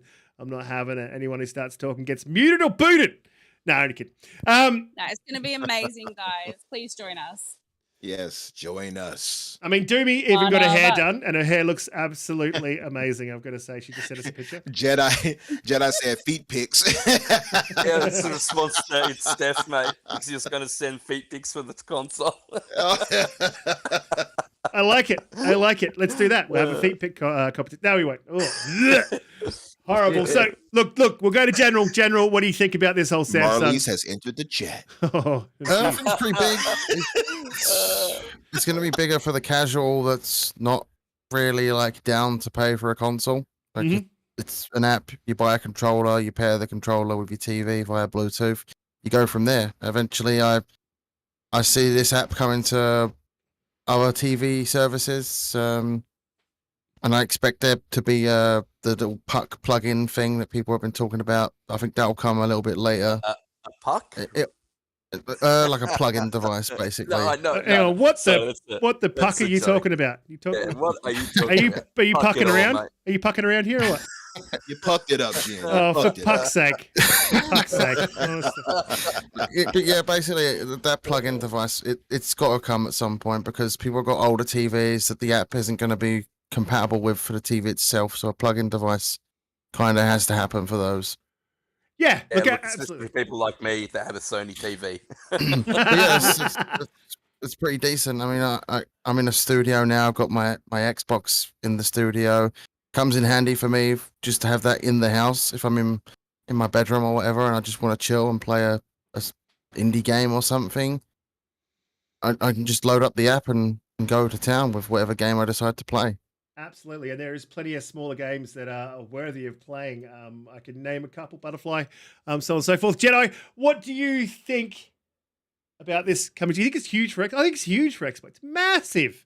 I think it's absolutely massive. And when Phil Spencer said, and they laughed at him, that they're trying to get gaming for 3 billion people, everybody laughed at him. But this is what he was pointing to. This, it's just a start, mind you. It's just Samsung. I'd love it to see it come to other TVs, and I'm sure that it will. You know, LG being case in point, I think they really need to do something there because gaming is probably the best on OLEDs. And it's not going to be for everyone. It's not going to be for me because I enjoy playing my games natively through my Series X. But for the casuals out there, for the people that can't afford a console where that barrier is just too much for them to bear, this you just need a controller. And they said any controller you want will work. And it's not just Xbox that I noticed when Samsung announced it. I think Luna's going to be in there. Stadia's going to be in there too. So that was unusual. I didn't expect that. And they're also optimizing the sound for each individual game. And so they're taking a lot further than I thought that they would. And yeah, it's not just the direct thing that they're doing with Xbox. But yeah, look, I think for the casuals, that entry-level barrier of buying a console, I think that, you know, it's just going to do wonders for gaming. And yeah, the more people that get to enjoy this amazing pastime that we all love, the better. Absolutely, and it's good to get it out there to people who can't afford to have a console, but you know they spend a bit of money on a TV, and then those kids are like, "Hey, man, we got games, Dad. Can I get Game Pass?" Blah blah blah blah blah. It's another person in the ecosystem, and a healthy ecosystem is only good for us hardcores. So I know this is not something that affects hardcores massively, but having a healthy ecosystem that pumps out games—that's something that I want. I want it for me. Doom Cutie, what do you want? I think it's a great idea, to be honest. You know, if you have multiple televisions in your house, and children, it means that you don't have to buy multiple consoles. You can keep that console for yourself. Absolutely. I didn't even think of that. That is a great point. Yeah. Look, I think consoles will always have their place because of travel and things like that, but I think it's wonderful. And yeah, gaming to 3 billion people, why not? Absolutely. The more gamers, the better. Look, that brings us to the end of the show. It's been an absolutely fantastic show, and it's going to be an even more exciting next week. I honestly cannot wait. For us, it's tonight. It's 1 a.m. for me. It's 3 a.m. for Pete, I believe. I cannot wait. Tonight's going to be absolutely amazing. We are going to be doing predictions of what we think we will see coming to the Xbox showcase tonight. So look, please join us. We are giving away a Series S. Tune in. I know there's a lot of watch parties, but ours is always going to be the best. And look, I'll do the outros. General C, it was fantastic to have you back on the show, man. You're always amazing. Your takes are on It's point. good to be back. It's a blast. Thanks for having me again. Absolutely. Let the people know where they can find you, what you're up to, and what you've been doing. And I noticed that your subscriber base has jumped up quite recently. What are you doing? What have you been up to? How's that happening? Talk to me. I've actually kind of took a long break from making YouTube videos. I stream on Twitch a lot now. That's probably where I'm gonna stick with on Twitch. Really got into streaming. You can find me on Twitch, the general _C, that on Twitter as well. And I also do the weekend show with Wandering Dutch over on Wandering Dutch's channel for the midweek mix-up. And I am also on there tomorrow, and Sunday it will be on the reaction show, and Dutch is doing a predictions thing before that show as well. So I'll be on that. Busy week for all of us in this community. It is. It's huge. It is a huge week, and it is awesome. Honestly, this is like our Christmas. This is absolutely our Christmas. It is. I'm itching to see Sunday's show already. I'm excited. It's like I think I'm like a Hargate's kid on right, mate. Christmas. You're off by a day. It's not tonight. It's tomorrow night, yeah? Is it tomorrow night? Yeah. Oh, thank God, I can get some tomorrow night. sleep. Oh, hang on a minute. There's something going on tonight, though, isn't there? Is there not a thing on tonight? Saturday, Sunday night. No, Hargeet, it is out tonight. It's yours. It's your different thing. I'll check it out. I'm pretty sure it's out tonight. I don't know for sure. We'll find out. Let's work that out before we, tell people about it, huh? I'll look it up now.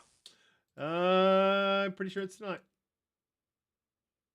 I looked it up this morning. Summer Game Fest. Looking up tonight. Anyway, we'll do our choices as we go. Doom Cutie, once again. It'll be 3 a.m. Sydney time on the 13th of June for yous. Oh, yeah, you're right. It's the next night. It is the next night. You're right. So tonight is the 12th. My bad. So the I'm just super is excited. in 1 day, 14 hours. I know, minutes, it's so exciting. I'm super excited. My bad. But there's so many games. Oh my God. I'm spewing. I'm going to wait another day. I thought it was tonight. That sucks. We'll also be starting the show half an hour early, guys. So we'll be talking about all that. Please join us. Best thing about the show is you get to see Doomy on camera. Oh, right. Wait, is this the plug Brisket, that we're going with? Did you just type penis into that game? Oh my God. Well, you're an incredibly beautiful woman, so. I thought that we were going to be bigging. I thought we want to be bigging up Risk here. Our boy Risk is going to be on camera. Is that not the draw for the ladies? His beard. If you like beard, ladies, gentlemen, please come and watch Risk It. You all played Kratos as Kratos in God of War 2018. Come on now. That beard is magnificent. It is. It is pretty magnificent. Sorry about that. Dude, Cutie, so let us know where we can find you, what you're up to, and what you'll be doing for the rest of the week. And your hair looks amazing, by the way. I love it. I haven't actually shown you the final result, but anyway. No, but it's all, you've got it all wet down, haven't you? So the hair's all, never mind. No, I'm not going to go there. I was going to go there. Do me, let us know where we can find you, what you're up to. Well, I'm going to have to look at playing one of these games that you've recommended, Risk It, but honestly, I'm just going to be I think all my energy is going to be taken up by these showcases, all our shows, just bathing in just the epicness of what's about to unfold this weekend and all of next week. So that's what I'll be doing, and going to work, of course. I will be taking the day off. That is a damn fact. JediKnightPete, let us know where we can find you, what you'll be up to. I know your Twitter's not working right now, but it'll come good. I believe in it. Yeah, I don't know what's going on with my phone at the moment, but that's all good. I will be playing more Sniper Elite. I definitely want to check out Chorus. I didn't think I was going to, but from what Steph was saying in the chat, I want to download the Saints Row character creator and just play around with that a little bit. And looking forward to community game night tonight. You can find me on Twitter at JediKnightPete. You can find me on Xbox at JediKnightPete. Yeah, and look, I think the game night tonight is supposed to be Forza, but I don't know. I'm going to try and push everyone back to Golf with Friends because that game is. Oh yeah, awesome. Okay, I'll agree with that, but I'm not going to be home, so. Oh, where are you going to be? You're going out of the town. Stop it, Hardy. She is out of the town. I'll definitely do that poll as I say goodbye to Umbra. Let us know where we can find you, what you're up to, man. Thank you for coming on the show. Your takes are always amazing with that deep, deep, sultry voice that you have. Let the people know where they can find you. I agree with everything you said. My voice is great. It's better than Bushido's by a mile. I don't know why we continuously get compared, but mine is far better. His is gravelly and kind of like he needs lotion on his throat, like his vocals or something. His chords need lotion or something. I don't know. Lotion in the vocal cords. Okay. Yeah, he needs to lotion them up. It's like they're ashy. Like lozenges won't help. You need lotion. like I don't know. But yeah, what was that giggle? Stop it. Yeah, well, hey, you know. It's on in about 7 hours, Steph. For you guys? Yeah, for game night. No, game night. Steph's asking when game night is, mate. Yeah, so in about 7 hours, mate. I'm like, damn, you all are really in the future. But I was going to say, Yeah, but I'm excited for like Jen pointed out a minute ago. It's like this is Christmas Eve right here, and Christmas is Sunday for us, Monday for you, future people. But And Daddy yeah, Phil is Santa. absolutely, absolutely. I'm excited as hell. I can't Of wait to see what he's got in course. his sack. Oh, What? Kelsey, damn. I was about to co-sign. I had to catch myself. Yeah, but Wait, can I sit Jen, I on want Phil to. Spencer's lap?